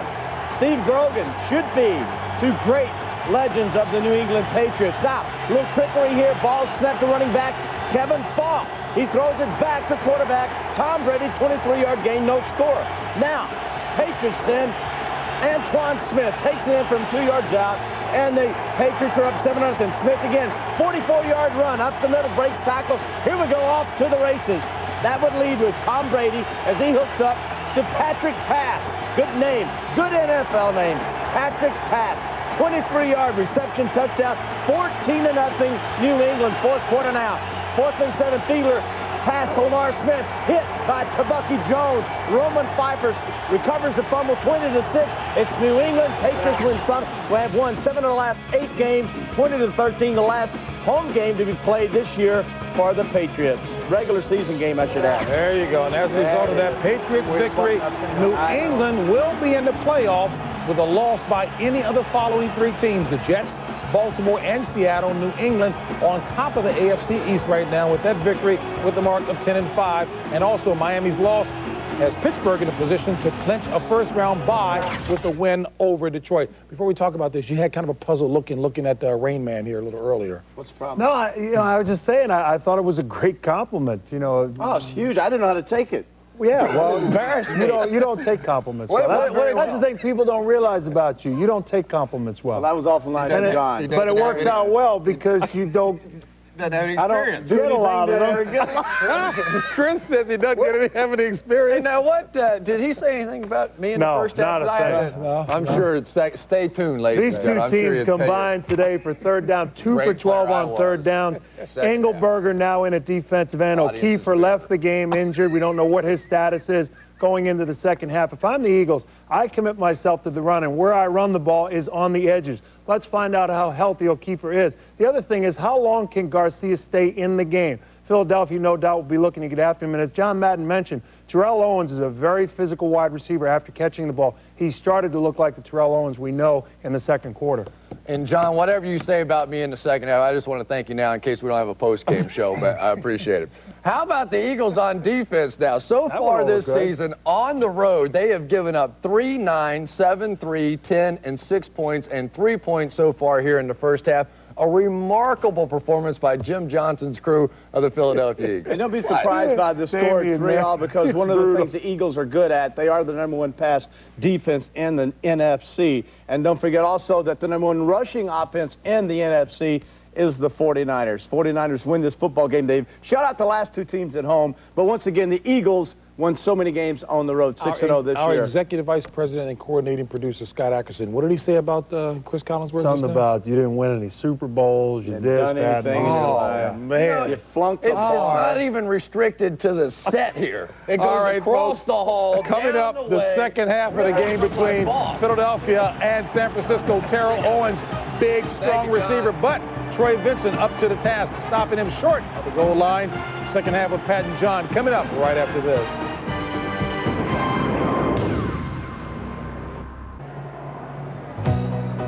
The score in San Francisco at halftime is the Eagles 3, the 49ers 3. We'll return for the start of the second half after these messages from your local Fox station. You're watching the NFL on Fox.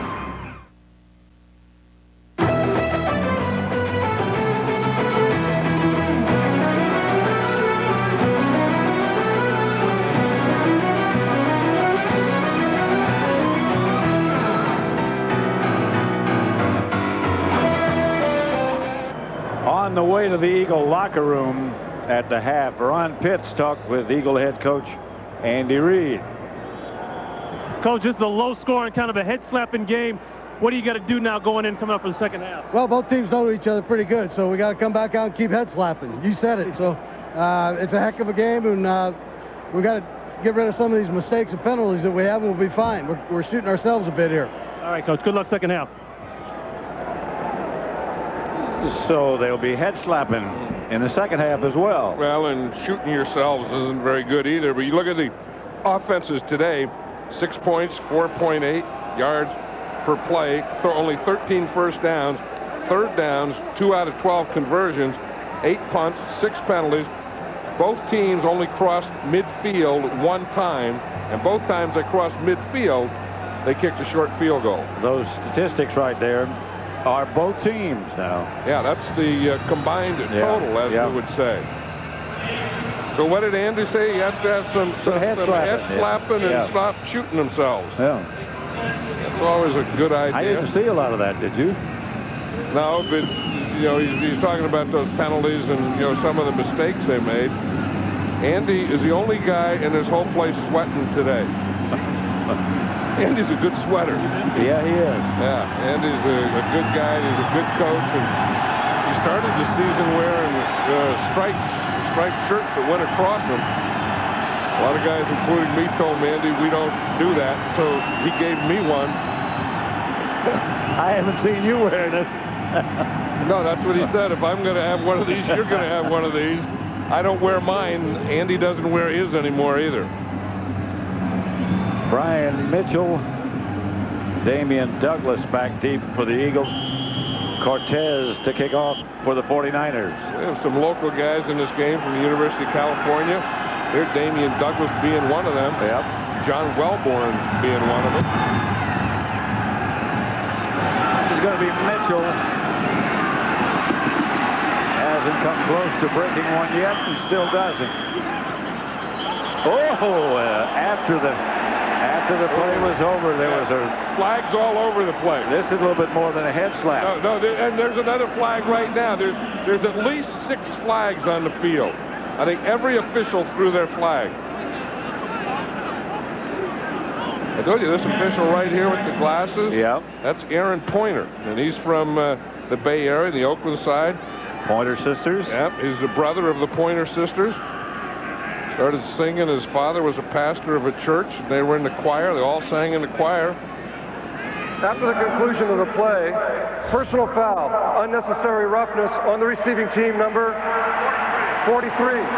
Also, personal foul, unnecessary roughness, kicking team, number 38. By rule, these penalties will offset first down. There's 43 right there. Damon Moore, and that's just an old right hand to the face. And you're going to see here's the second one. That's Hurd. Hurd hasn't done anything. No. If they're going to do something, hurry up and do it. Bumped his own guy. I didn't see anything happen with that one. Well, he either did it before that or after that. Here's McNabb back to throw and wheels it outside to Cecil Martin. And Martin is out of bounds on first half passing chart. Well, we look at Donovan McNabb here, and you can see that, you know, the balls here that he threw to the right. Now, we have behind the line of scrimmage. There's 1, 2, 3, 4, 5 right here that he threw behind the line of scrimmage, and those, of course, would be the screen passes. And then the deepest pass that he threw was right here at about 15 yards. 2nd and 6. McNabb to Staley.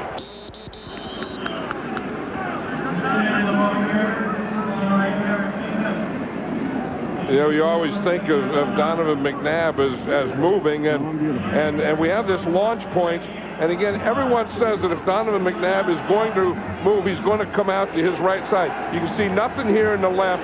14 out of 17 just staying in the pocket, and 1 out of 2 going to his right. So his launch points have really been in the middle or in the pocket, and not much right or left. In fact, none left. 3rd and 1. And that's Staley, and I don't think he got it. It doesn't look like it. That's not close to the yellow line. Dana Stubblefield was standing on the yellow line and saying, you didn't make it. You don't know where they put those. Yep. Spot the ball, you know, or turn it.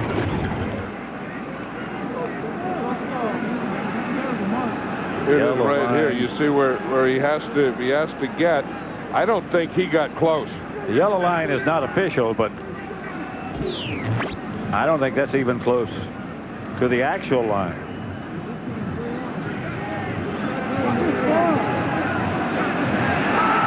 And you were right. That wasn't close to neither the actual line nor the yellow line. Talking about the defensive coordinator of the Philadelphia Eagles, and there's Jim Mora, the defensive coordinator of the San Francisco 49ers, who has done an excellent job with this young defense.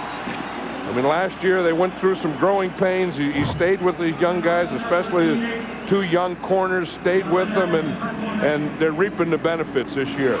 His father is the coach at Indianapolis, but he's not Jim Mora Jr. Different middle name. And he doesn't like to be called Jim Mora Jr.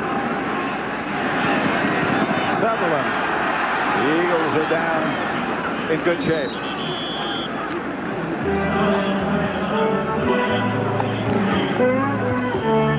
Three tie. Low-scoring game? You bet. This Fox NFL Special is brought to you by Toyotathon 02. Password value. Get the feeling.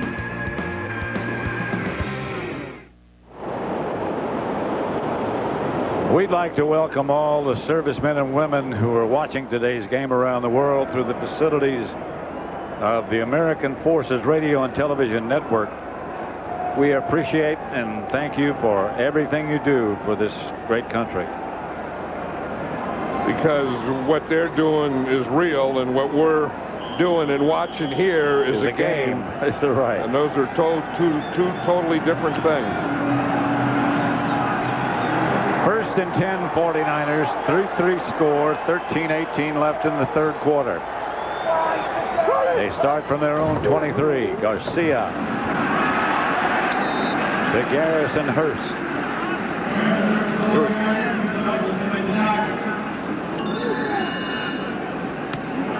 There's Jeff Garcia's first half pass chart, and you can see he only threw 1 pass behind the line of scrimmage.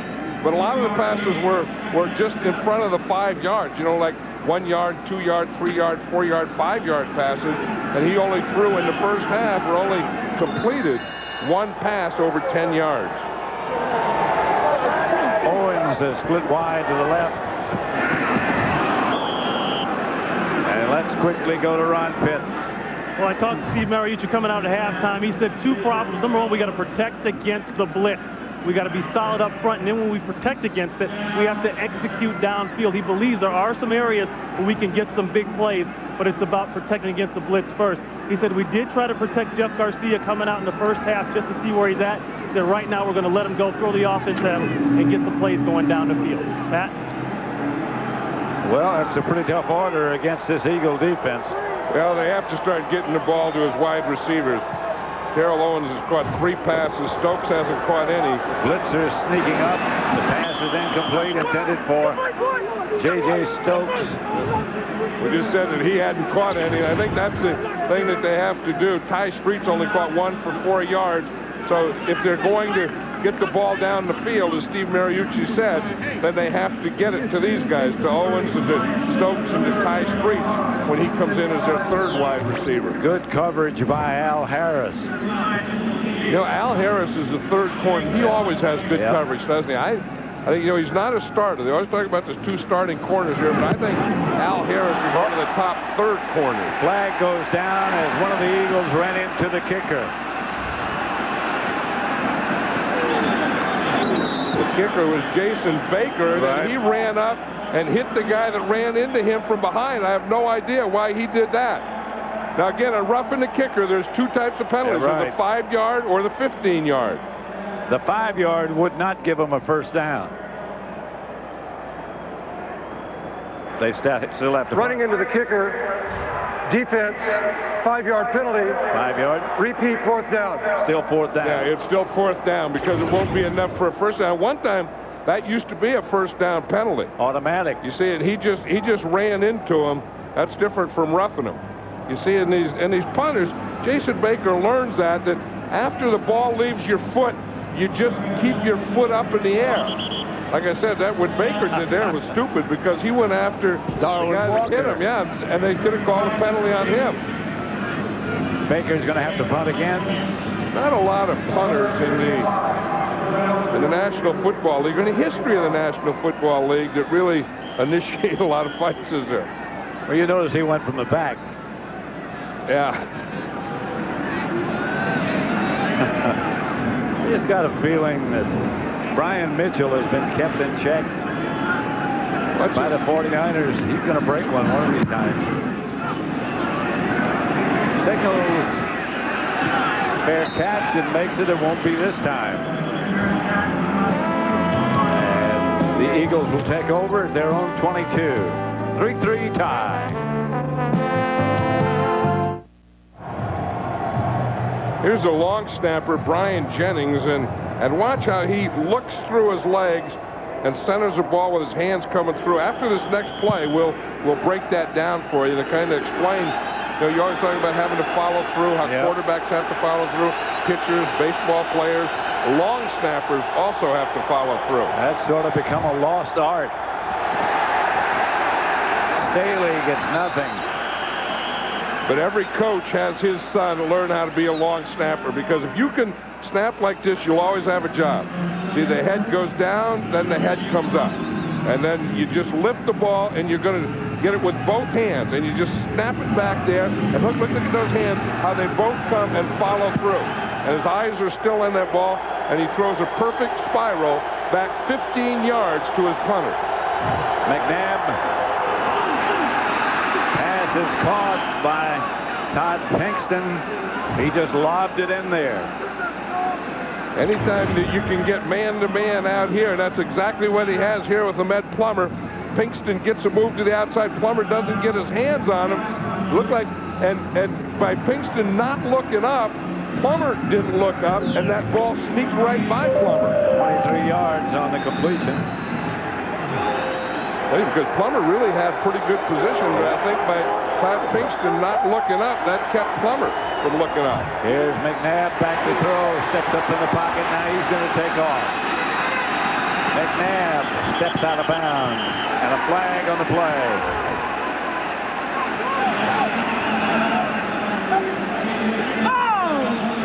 His upper body, how big McNabb is, and you know, he can throw. Just in a play before, we saw him throw with touch, and then we see his quickness and his speed out there in the sideline. Against the Eagles. That's when McNabb was so upset. He knew that it all went for naught. A couple of injury notes, and not good ones for the 49ers. Illegal block in the back. Offense, number 89. 10-yard penalty remains. First down. Chad Lewis right there. Nab sticks out of bounds. We'll bring you up to date on those injuries in a moment for the 49ers. 1st and 12. Go straighten it up. Involved Terry Beasley and Cheeky O'Keefer, or Fred Beasley, beg your pardon. There's Staley. This is Buckhalter giving Staley a rest.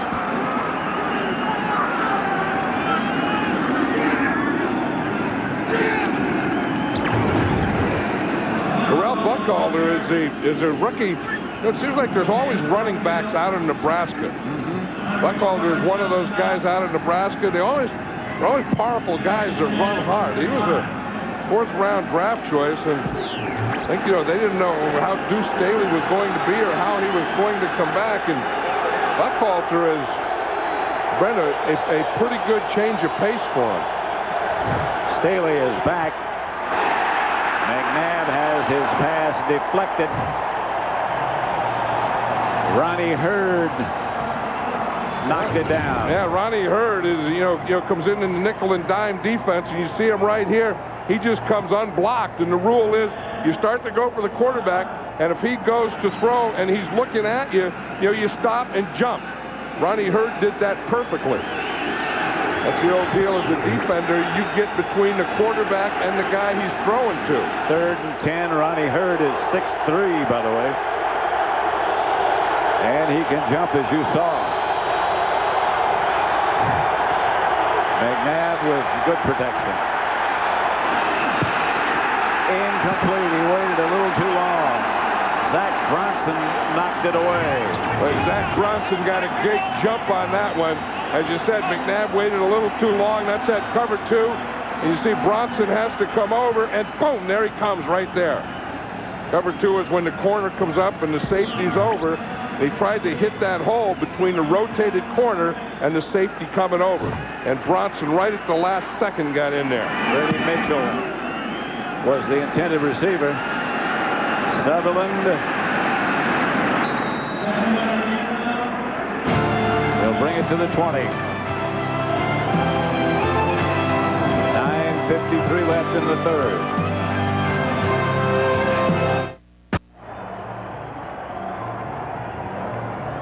There are the injuries that we were talking about a minute ago.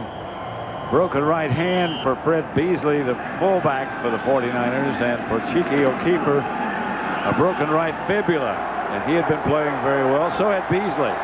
Those are key injuries. Yeah, you know, we were talking a couple of weeks ago to the Rams, and they thought Fred Beasley was the best fullback in the league. This is Kevin Barlow. Takes a screen pass, just a little bit short of a first down. You know, the thing you have to do to make the screen pass go, although this one goes here because the 49ers do a good job of running screens, but eventually you have to get the ball down the field. Get that defense off and get them dropping so that you can do things like this. See the guy that made the play is number 78, Hollis Thomas. Yep. That's what we were talking about yesterday, and Jim Johnson said that if we're going to play or stop their screens, our defensive linemen have to have a big play in it. Garcia to Barlow. That should be enough for a 49er first. Don't forget, in February, coming up on Fox, NASCAR will be back. It'll be right after the Super Bowl, won't it? Next week. Huh? No, that's right. The Super Bowl is in February. Yeah, the Super Bowl's in February this year. Last time we had that, I did the time, believe me. That's an old DW deal. One of them deals they got in NASCAR, one of them their deals. Garrison Hurst is the lone back, and he gets the handoff. And Hurst breaks for almost enough yardage for a first. Troy Benson knocked him out of bounds. He's very close. Yeah, and this is what they did last week against the Miami Dolphins. And again, it was the 3rd quarter. You watch big number 78, Scott Gregg here, pull out there and lead. In fact, he didn't even find anyone to block until right there. And, you know, a running back wants to stay patient. And by staying patient, you set up your blockers and stay behind them, and you run them on a route. That time Hurst did that. And Hurst does that very well. Gregg didn't even have to block anyone, but Hurst used Gregg. That's part of that vision by a running back that we were talking about earlier. Here's Garcia. Just as he let it go. That's a catch by Justin Swift. Justin Swift is a backup tight end. You see 2 tight ends on the right side. Again, Garcia makes his with his feet. He gets to the outside and throws that ball perfectly to Swift. It looks like he has both feet in. So he has control of the ball. Left foot, right foot. Those are the 3 things you have to have. Both toes. Control of the ball with both feet inbounds. Barlow is back. Barlow to the 40. Well, that's a heck of a combination. When they can get first downs, if you don't get first downs and have time of possession, it doesn't work. But when you can get first downs and keep rotating Garrison Hurst and Kevin Barlow, you really have something going. Hurst has a little more movement. Barlow is a slashing, powerful type runner, and you can keep them both fresh. and then get in behind that offensive line and just start pounding. This is what they did to Miami in the third quarter last week. This is what they're starting to do to the Eagles right now. Harry Jackson is the 49er fullback. The handoff is to Barlow.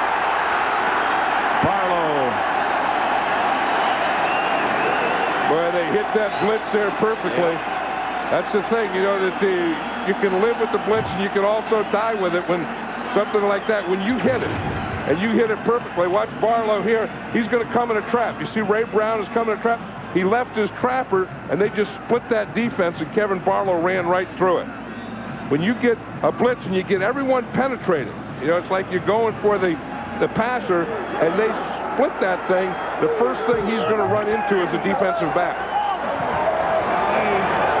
First and 10. Show blitz again. Here's Garcia back to throw it. Looking and has time and throws complete to Eric Johnson. I'll tell you, Kevin Barlow was great on that play, Pat. That's the thing. You worry about a rookie running back. Can you pick up a blitz?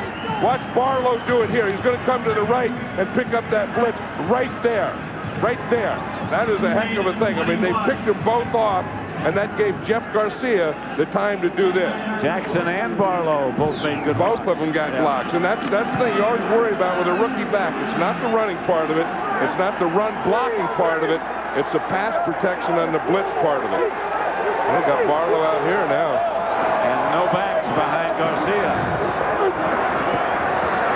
Who throws to Jackson, incomplete. I can see what Steve Mariucci told Ron Pitts that you know, in that first half, I felt they were very conservative, and what they were trying to do is protect Jeff Garcia and get him into some kind of rhythm, but see if he was going to be okay. I think Steve Mariucci felt that he was okay. Now in the second half, he's going to open up things for Let him go. And we're seeing it right now. Let him go. It's third down, just at the Eagle 21, third and 4. 4 wide receivers, and Jackson behind Garcia. And Garcia to the 15. First down, 49ers. Trotter made the stop. Garcia doesn't know any better, does he? I mean, he just knows one way to play. Jeremiah Trotter is a 255-pound middle linebacker. Now watch Jeff Garcia. He steps up. He sees an opening here. You know you can slide and be protected. He just puts his head down and he runs right into it. Look at Trotter. Oh, he's going to take this one. He knows it's coming. And, you know, if you've ever had ribs, no matter where you get hit, it goes right to that point, doesn't it? And no matter what you do, cough, yawn, throw. Here's Hurst inside the 10 to about the 7. And now they got this running game going. They got this offensive line going. They got these fans going. There's a lot of Santa Claus in the crowd today, though. Yeah. Santa Claus, should be. Santa Claus likes running game because he was an old offensive lineman one day, and you know, before he became Santa Claus. I don't know, young Santa Clauses, old Santa Clauses.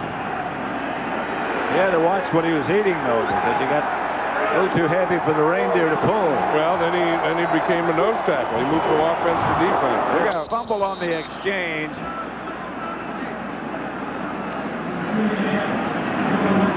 Garcia, I believe, got it back.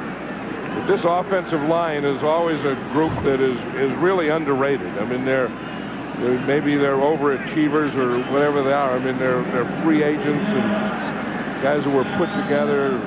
You know, old guys, Ray Brown, 16 years, coached by Pat Morris, who is a heck of a coach. And if things go bad, they kind of take the blame. Then when things really go good, I've never felt that they've got the credit they've deserved. The handoff is to Hurst. Hurst gets down inside the 5 to about the 2. Derek Deese was telling us again last week when they ran the whole third quarter. Look at Scott Grimes. Offensive linemen love this when you can run. And just watch them all take off down here. You see this? They all just zone block. Get a hat on a hat. Get get a man on a man, get the lead, stay with him, drive him back, get him going backwards, get them going where they came from, and then the back gets right in behind them. Fiore got his man turned. Newberry did a good job.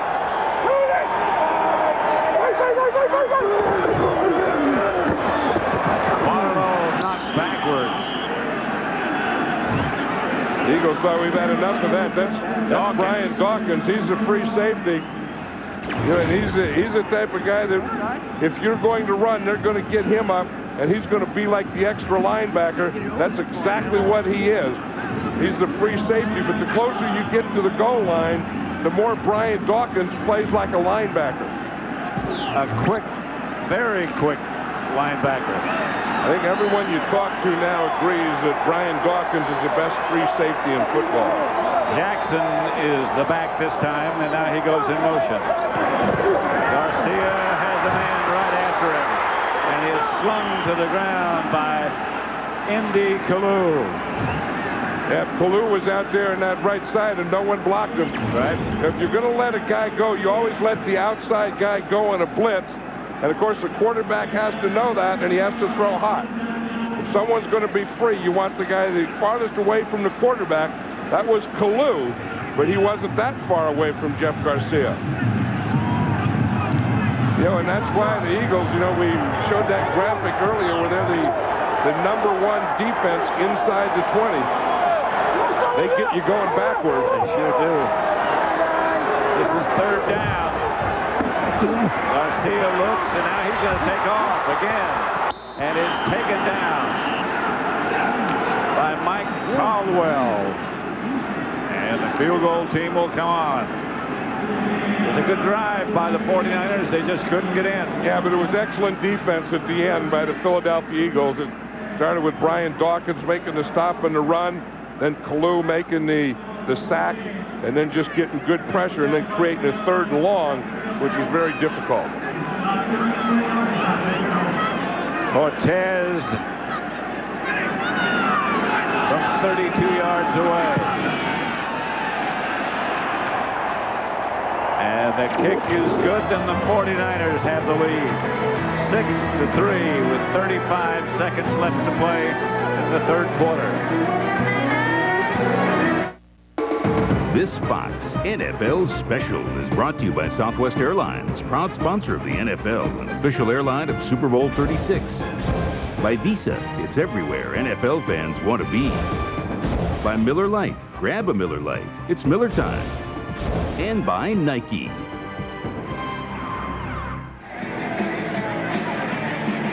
"16 plays, 66 yards. The 49ers kept the ball 9 minutes and 18 seconds. But they only got a field goal. So it's 6-3.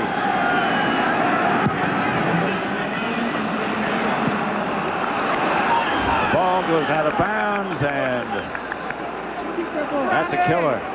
Kickoff out of bounds. They'll bring it By all rule, the way back the ball to will the be placed 40. at the 40-yard line. 1st down. 31 seconds left in the 3rd quarter. 6-3. We'd like to take this moment to thank our heroic troops around the world. A safe and happy New Year. Happy holidays. Looks like somebody's headed for some happy holidays, or at least some full holidays. You can't get full on cotton candy. I haven't had any in a long time. Well, it's still 95% air. McNabb fakes, slips, dances, and now he's going to run and throw. Had a man. Freddie Mitchell was 5 yards behind everybody. I'll tell you, he had to get away from Bryant Young. Bryant Young was putting pressure on him. And you see here's Freddie Mitchell, as you say, he is 5 yards behind everybody, and that ball is just overthrown. Watch Bryant Young here. See, he gets the penetration, and he makes McNabb get out of there. You see, again, we talk about how quick and how strong he is on both ends. He was a little too strong on that pass because he had Mitchell wide open. 2nd and 10.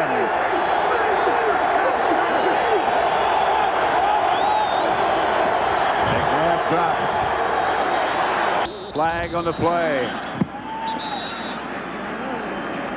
I think Trey Thomas moved. I think the left tackle moved before the ball was Prior to the snap, full start.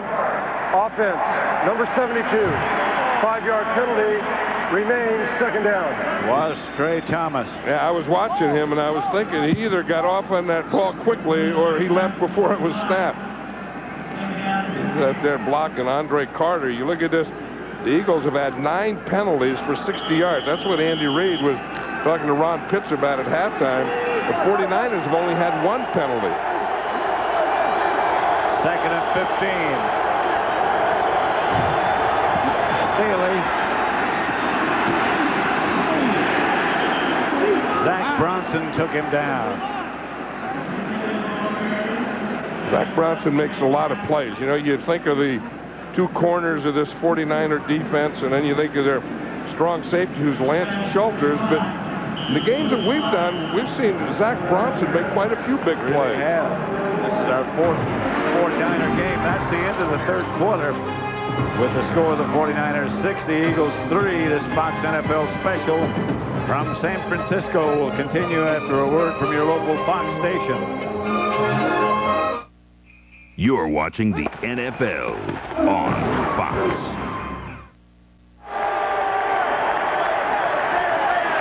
That's when your interest starts. And that was a pretty good combination there, those 2 numbers, wasn't it? Steve Young to Jerry Rice. They know what they're doing, those 2 kids. Don't they?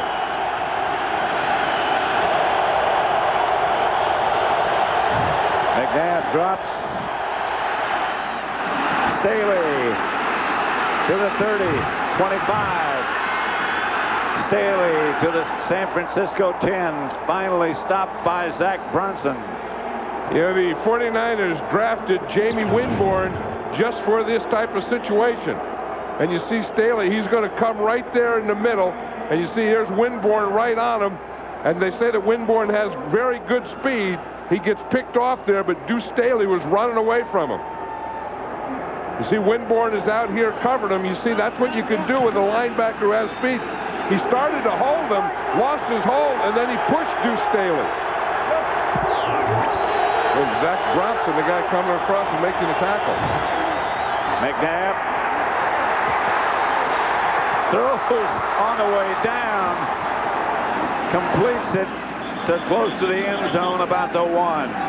Yeah, that's the thing. In the first half, I was talking about Terry Bradshaw and how he used to do that. It was that very same thing. You'd have 2 or 3 guys on him, and he's on his way down. But, you know, we always think of arm strength, but it's body strength, too. I mean, the body strength to be able to do these types of things make this guy very, very special. James Thrash to the 1. Well, this is all about Donovan McNabb there. And he stayed with something. How many guys would even stay with that?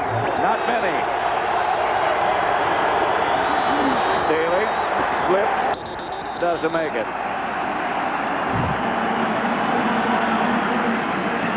Well, Terry Killen's number 56 was in there, and he had the outside, and he made.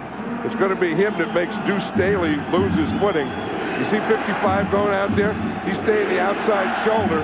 That makes Deuce Staley make that cut. He tried to make the cut when he really wasn't ready to make the cut, and he lost his footing. The footing in the middle of the field right here is not real good. Thrash in motion. McNabb to throw it.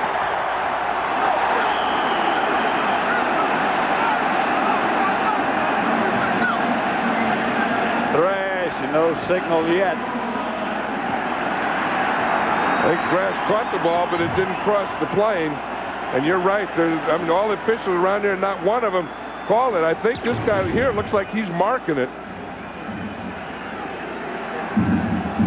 I think the ball was facing away from the goal line when he catches it. Yeah, you see, he was coming back. Yep. When he went down, he reached across, but that was after he was down. Got part of his body in the end zone. Timeout. Philadelphia.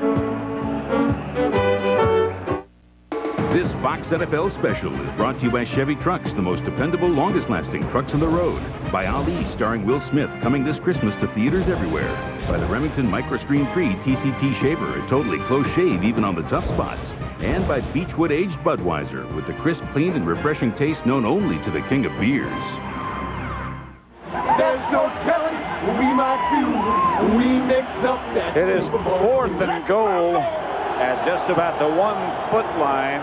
Yep, James Thrash didn't get across the goal line, and the Eagles are going to go for it. I would think in this situation that McNabb would keep the ball, although they're in the huddle a long time, and usually when you're in a huddle a long time, that's a passing play. But I would think that McNabb would keep it. McNabb fakes it, has got it. He doesn't get in. A flag on the play.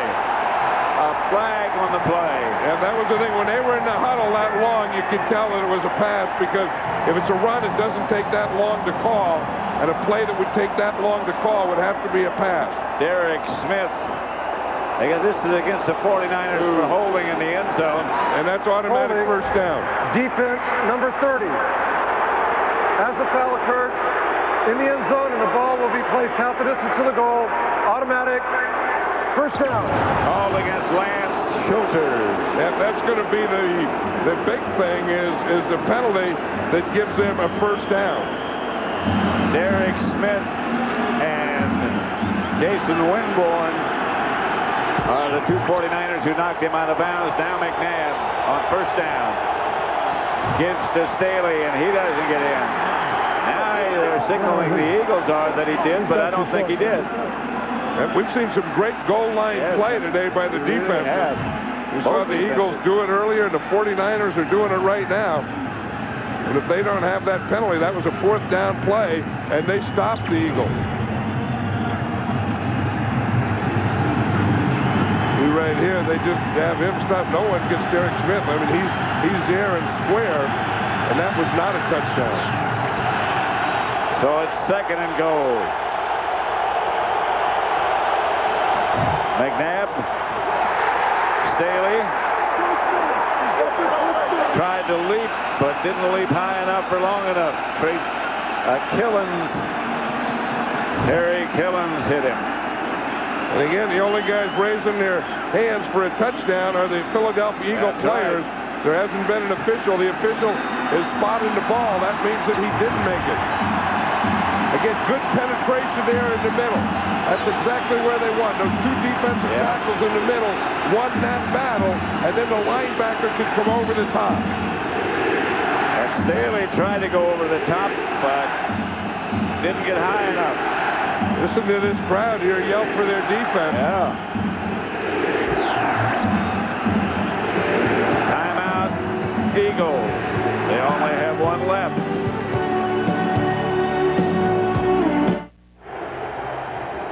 This was a 4th down play where they caught Lance Schulters for holding right there. You see the 49er defense stopped them. They get Donovan McNabb, but because of that holding, that gave the Eagles an automatic first down.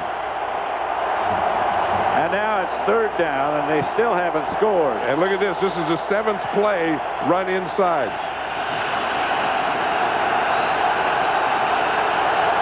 McNabb has the ball himself and throws intercepted in the end zone. The 49ers, what a goal line stand they made. And Derek Smith is the guy who intercepts it. Derek Smith was also the guy that made a couple of big tackles down there. He's the guy that knocked McNabb out of bounds. Right, and he's a guy that stopped one of the runs inside. That time he was just zoning there, and it looked like Donovan McNabb threw it right to him. But what defense we've seen today from both of these teams. Watch McNabb come here. Derek Smith is just right there in the middle. I don't know if he was trying to throw to Chad Lewis behind him, but he throws that ball right to Derek Smith. Derek Smith is not supposed to play on passing downs. Well, I think he was playing there because it was a goal line. Yeah. But he's not a pass defender, but he is a goal line player. He is now. A pass player. First and 10, 49ers. Garcia to Hurst, and there's a flag on the play. I'll tell you, the Eagles sure had their shots at the 49ers there. They were, how many times inside the 10-yard line? Was that 8 or 9 plays? I think that was the 8th. 8 plays, and that is super Offense, defense. number 82. 10-yard penalty remains first down. Holding against the tight end, Eric Johnson. It's not very good offense. I mean, they can be thinking about that, too, that, you know, that McNabb can't have to do it every play. I mean, sometimes you have to be able, on short yardage and goal line, to take that ball and run it in there. There's that interception. That's what they write. Number 50, so they know who it is. Interception versus Philadelphia. First and 20.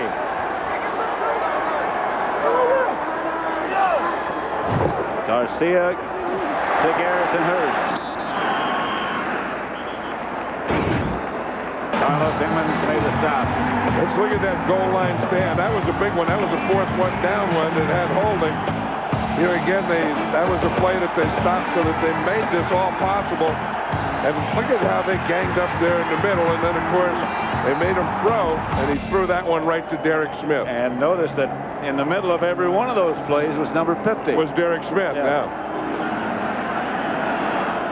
And that's what he does well. I mean, that's what 49ers got him from the Washington Redskins, and that's what he did well for the Redskins. Garcia is going to screen it left. Does.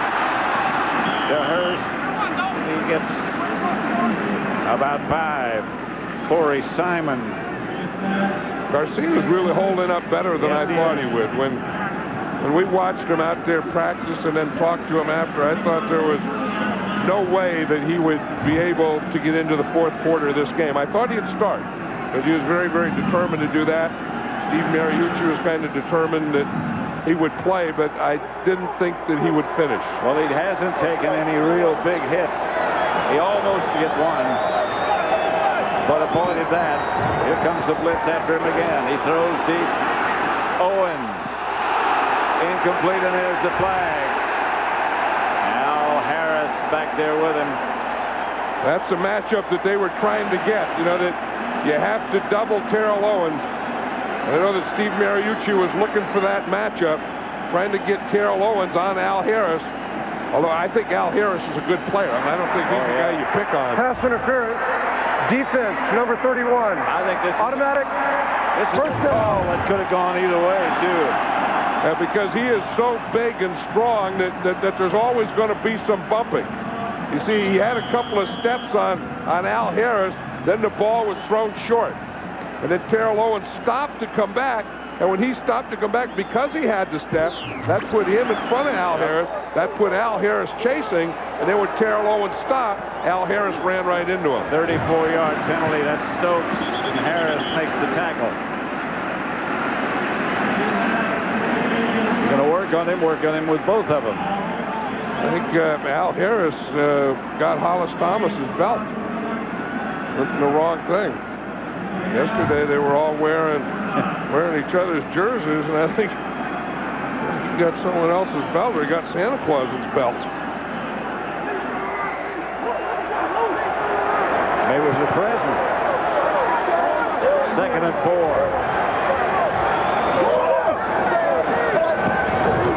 Garcia looking to run it, and he will.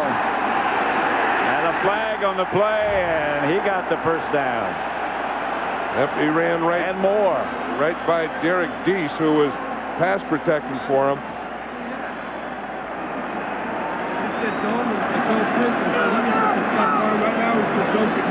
There is no foul in the play as the quarterback slid at the last moment. Defenders were already committed.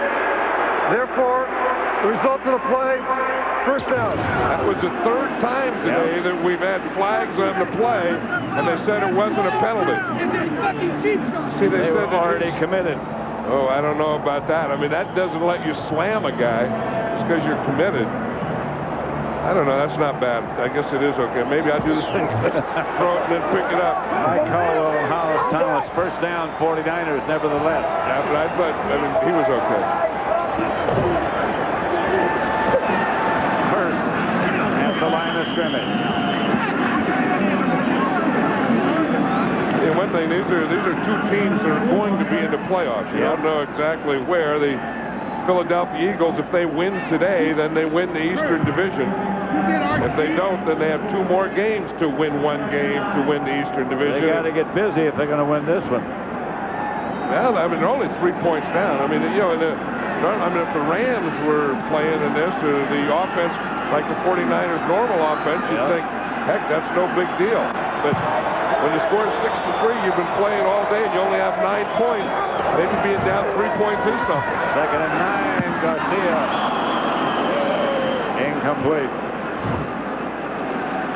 Looking for Stokes. Donovan McNabb, we saw him looking over there, and he had to be thinking that the one thing when you get down there is you have the field goal and you can't throw the interception. I mean, if you don't have a guy wide open there, you're just down by 3, just throw the ball away. And I know that's what he's telling himself right now, that I didn't have to do that. I have to know, I have to learn, I have to know that when I get down there in the goal line, I can't force things in there, especially when we're only down by 3 points. And down in the middle of the field like that. Here's Garcia back to throw. And going deep for Owens, touchdown.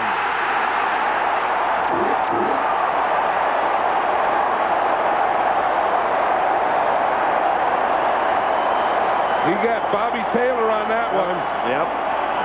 Earlier was Al Harris. It's just a matter of time. You have Terrell Owens. You have one of the best players in all of football as a wide receiver. He's going on Bobby Taylor there. He gets Bobby Taylor turned. He gets a step or two, and Jeff Garcia throws a perfect pass. That's that old seam pattern. And Owens is too big and too fast. And look where Garcia put it. I mean, he put it right over where the only guy that was going to get it was Terrell Owens. 13-3, there's a flag on the play. Bobby Taylor is a good cover man too, and Terrell Owens got him right off the bat. I mean, you know, he got that step on him, kept the step on him all the way, and then Garcia threw it right over Bobby Taylor's head. Personal foul. A defensive player used leverage to attempt to block the kick. This penalty of 15 yards will be enforced on the kickoff. Improper leverage. I think that, in some degree, is what Terrell Owens has, improper leverage.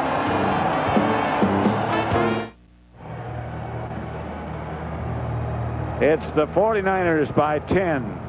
Garcia to Owens, 13-3. They lead Philadelphia. Yeah, you're going to look at this game and the stats, and Jeff Garcia is not going to have a big stat number game, but I'll tell you, for what I know he went through, this is one of Jeff Garcia's biggest days. Cortez kicks into the end zone to Brian Mitchell. They'll bring it out to the 20. 6:44 left. Season's greetings from the Philadelphia Eagles organization. We'd like to thank all our military troops for fighting for our freedom and our country. Happy holidays. Thank you, Andy Reid. Thank you for all those players who took part in those good wishes to our troops and to a happy holidays. Here's McNabb. Staley to the 30.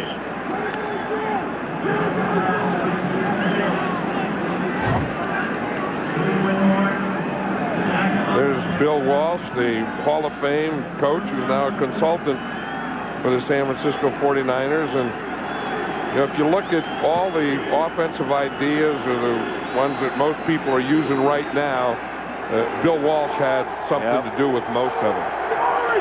And many of the coaches. Well, and both of these coaches, Steve Mariucci and Andy Reid, coached together under Mike Holmgren. McNabb to Thrash. with the Green Bay Packers. In fact, they were telling the story how they met. They were both hired at the same time. Yep. They were staying in a hotel. They had their wives with them. They were going to go in the next day, and in the middle of the night, there's a fire alarm goes off. They both go running out of their rooms in their underwear. They're standing there. Andy Reid looks at Mariucci and said, "Are you Mariucci?" And he said, "Yeah, are you Andy Reid?" The first time they met. Both in underwear. Staley has it go through his hands. And then they shared a desk after that. And Andy Reid was saying that Steve Mariucci can do more things. He said, all I can do is one thing. I mean, I can watch film, I can write it. Steve Mariucci said could be talking to a guy, talking on the telephone, watching a film, writing something, all at the same time. Yeah. And he said he's always that way, like hyper. He said he doesn't even drink coffee. No, he's always like that. And you'd always think that he dipped into the caffeinated. Here's McNabb retreating. And now he starts to take off and dives forward. Maybe with the dive, and he did indeed get the first down. I'll tell you, you can tell the determination in Donovan McNabb now. He knew that he had things going, that he had that drive going, and that he made a mistake. I mean, he did something down there that you just can't do. That interception? I mean, whatever it is, that interception, whether he, didn't see Derek Smith, whatever the reason is, there can be no reason. When you get that position, you have to get a score one way or another. McNabb chased out of the pocket, gets it to Staley, who makes one man miss, fumbles, and the 49ers have it. 49ers come up with the ball. Jamie Winborn. Winborn is the guy that Deuce Staley beat earlier. McNabb is trying to say that he was down by contact. Staley has the ball here. He was trying to say that it wasn't, that he didn't fumble. We're going to see there, he got it, and that ball was just knocked out. Watch the helmet come in. Deuce Staley again has those bad shoulders, and his knee is down now. Yeah, it is. And then the helmet comes in and knocks that ball. That's Engelberger that hits him. That can be challenged, I think, because his knee was down. Philadelphia is challenging the ruling on the field that the runner was not down by contact. I think they win this challenge. Yeah, that's what Donovan McNabb was saying. He was saying that he was down, and you could see that was right, that Deuce Staley's knee is down before John Engelberger comes in and hits him. You see the knee is down right now, and here's Engelberger. See, after the knee is down, he comes and knocks the ball out. His helmet hits the ball, and it went flying backwards. Had they ruled down by contact and blown the whistle, you couldn't challenge it. But this can be challenged. Knee is down, the ball's knocked out after the knee's down.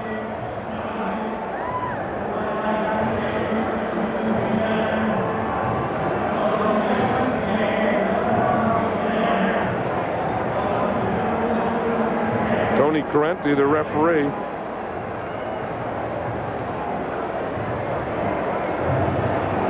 It's amazing. Here's Andy Reid's record for that. 1 reversal and 4 replay challenges. Well, this one I think is going to be upheld. Upheld, yeah. The field that absolutely has been amazing, because when we got up this morning and came to the ballpark, it was flooding outside. Yeah, and it was pouring down rain, and I told you that, this field's going to be a mess today, and I really believed it would. See, here he looks right now, the knee is down right there. You see it, here's the ball still in his hand. John Engelberger is going to knock it out, but that's after the knee is down. And, there's just no question about that. You wonder how, I agree with you, there's no question about it, but you wonder what he can be looking at for so long if there's no question about it, because he's looking at the same pictures that that we're looking at, the viewers are looking at.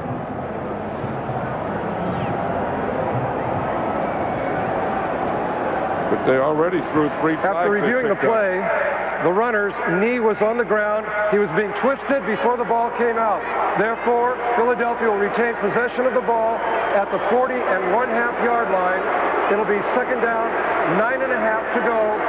Philadelphia will not be charged with a timeout. And one of the things that Tony Parenti, the referee, could have been doing is also after he saw that he was going to uphold that challenge, that he wanted to get the spot of the ball. Wanted to make sure where the ball was. Where the ball was. Yeah. And, and that's what instant replay is all about. I mean, maybe a game takes a few minutes longer. So what? As long as you get things right. And that's what instant replay is all about, is to right or wrong.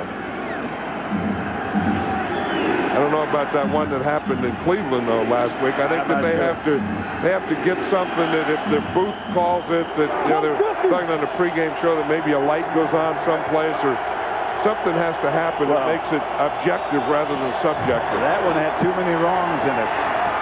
McNabb through the hands of Jamie Reeder.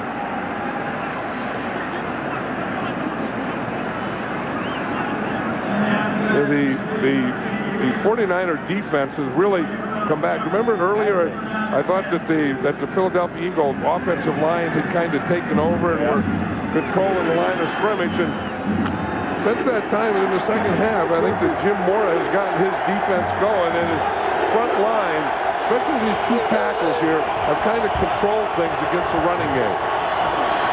Here's McNabb.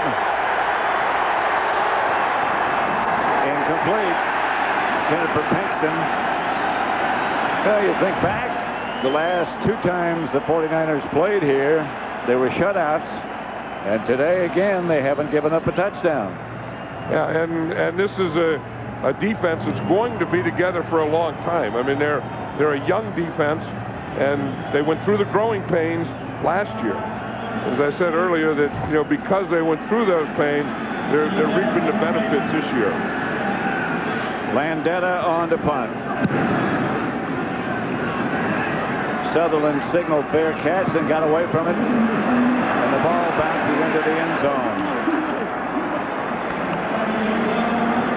Fox tonight, don't miss a full hour of Cops, followed by an all-new Extreme Guinness special. That's tonight at 8, 7 Central, right here on Fox. You watch Cops? You mean the show? Yeah. No. I have watched it. Yeah. There's one. I didn't see any cops like that on them. San Francisco's finest. Yep.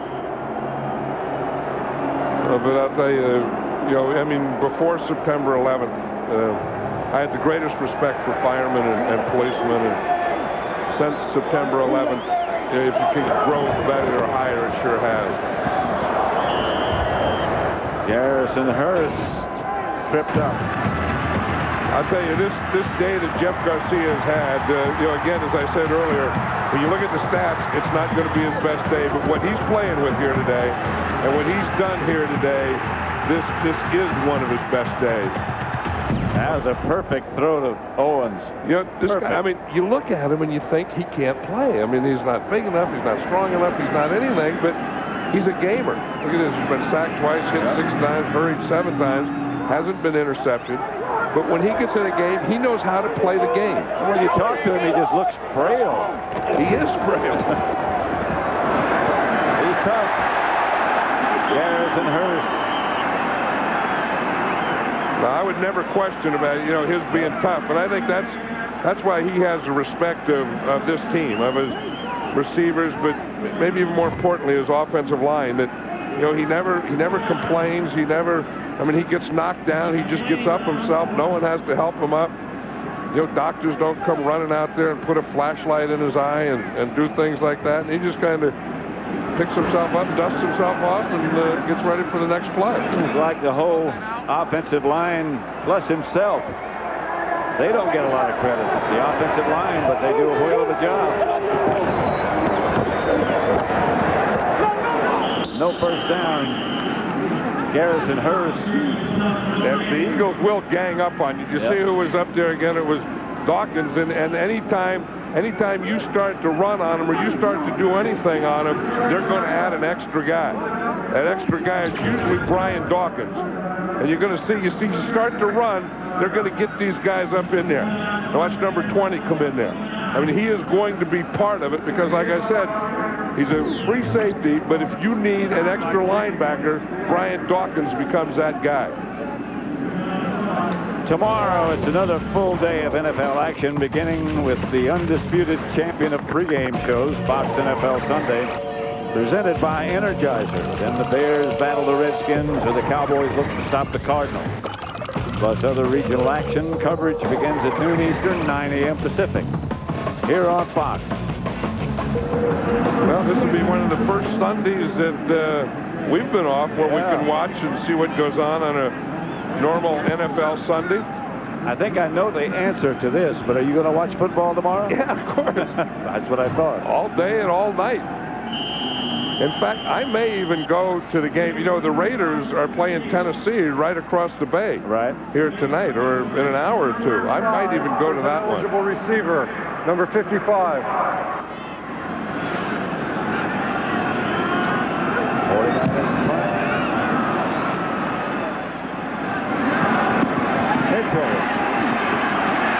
And the coverage is excellent. Justin Swift down to make the stop. Today's game is being produced by Bob Stinner, directed by Sandy Grossman. Associate directors Mike Roig, the broadcast associates Charles McDonald and Kerry Kloster. Technical producers Bob Muller. Technical directors Joe Benda. The audio supervisor is Freda Aldis. Pre-game show is produced by Scott Ackerson, directed by Bob Levy. Senior producers Bill Brown. The executive producers of Fox Sports are Ed Gorin and David Hill. Here's McNabb. Not much. And the Eagles have to get in some form of hurry up right now because they have to be thinking in terms of two scores. No timeout. They don't have any timeouts left, so they have to get something.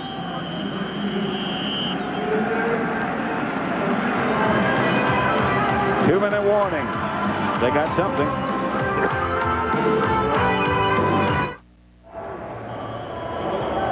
It looked like some warm garments. Well, when you're ahead 13-3, and you're a 49er fan, and they're playing at home, and they're going to the playoffs, all those things warm you up. Here's McNabb.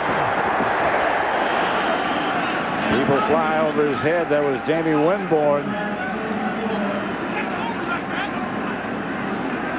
Well, we talked about the Eagle defense being so good. This San Francisco defense, as we said, has been amazing. Look at them, there's 3 points allowed, 5.23, 3 and outs. Third down, there was 3rd and 13, 3 out of 13. McNabb goes down. Julian Peterson comes around the corner and makes the stop. Julian Peterson is one of those young guys. You know, a lot of times we talk about the safeties and the corners and so on, but Julian Peterson is a young linebacker that plays linebacker and then gets down as a pass rusher on pass down. And here he comes from this left end, and you see that he has the quickness, the speed, and the strength to be a pass rusher. Here's McNabb. Struggling to get a first down. Didn't get it, I don't believe. The Eagles have no timeouts. And this 49er defense, look at this, in the first 11 games they had 15 sacks, but in the last 3 games they've had 13 sacks. So that's part of it. And part of it is coverage, and part of it is young guys coming along. Part of it is getting Dana Stubblefield back on this team, and there's a lot of parts of it. Part of it is the fact that they are all fast. They can all really run. There's Andre Carter. He was their #1 draft choice, and rookie out of the University of California. His dad, Reuben Carter, remember in the league? Bryant Young, one of the better defensive tackles in all of football. This defense, this 49er team, Steve Mariucci said the other day, he said, I think it's going to be a low-scoring game, and he was right, and both defenses had to stand tall today. The 2 remaining games are in Dallas and at New Orleans. So we will see the 49ers in New Orleans the last weekend of the regular season. I bet they'll be a lot more explosive against them than they were today against the Eagles. Their remaining games are the Giants and Tampa Bay, and they have to win one more to clinch their division. Well, they have a tough time with the Giants, and it could be if Tampa Bay survives, that'll be for the whole package for them. Of course, there's other combinations. I mean, if the Giants lose or tie, then they could also win without themselves winning. But you want to be peaking going into the playoffs. You don't want to be going in any back doors. Yeah, start to shake hands. Andy Reid and Steve Mariucci, old friends, will say their goodbyes. It's 13-3. The 49ers win.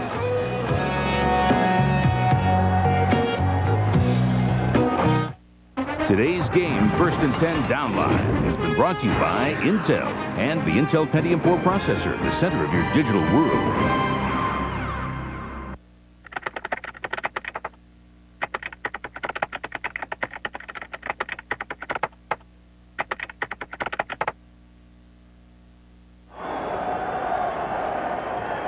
Here's the UPS leaderboard delivering today's leaders.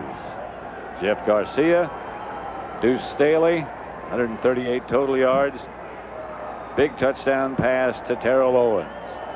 UPS delivers a chance to win a trip to the Fox football pregame set by logging on to foxsports.com.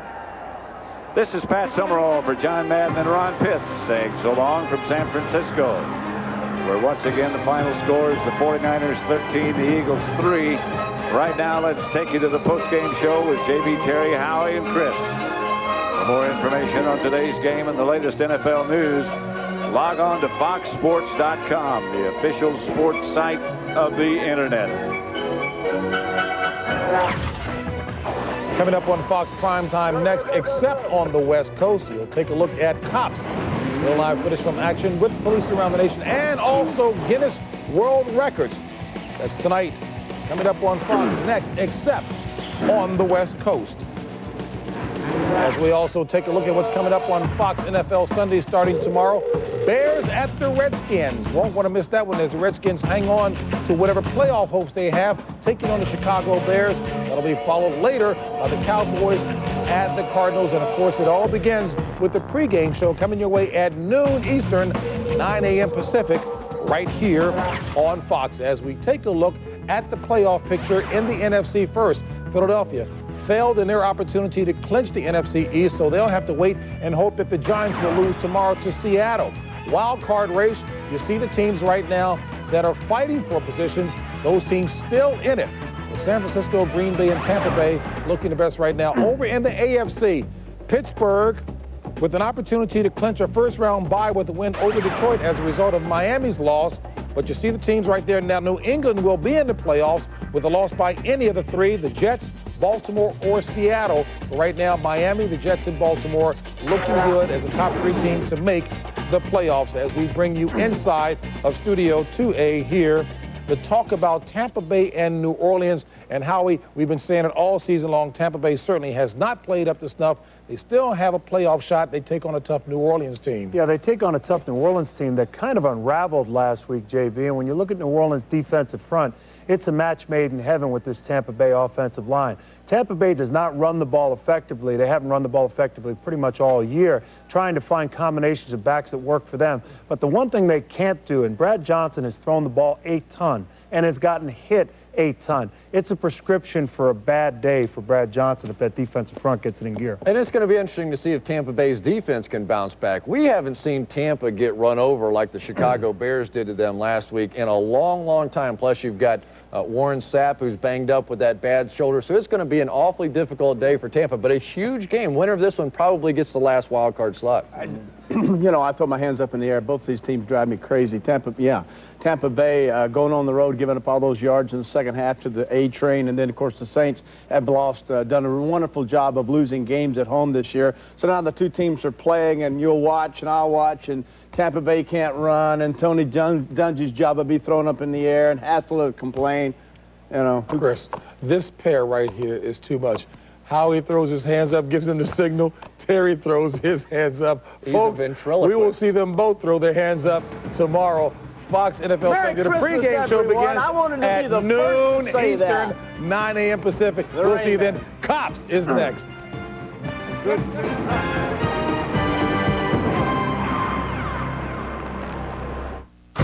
Fox Sports thanks you for watching this presentation of the National Football League. The NFL is online at www.nfl.com.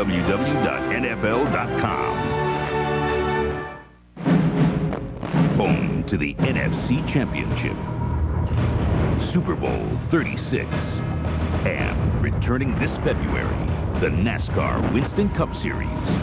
This has been a presentation of Fox Sports.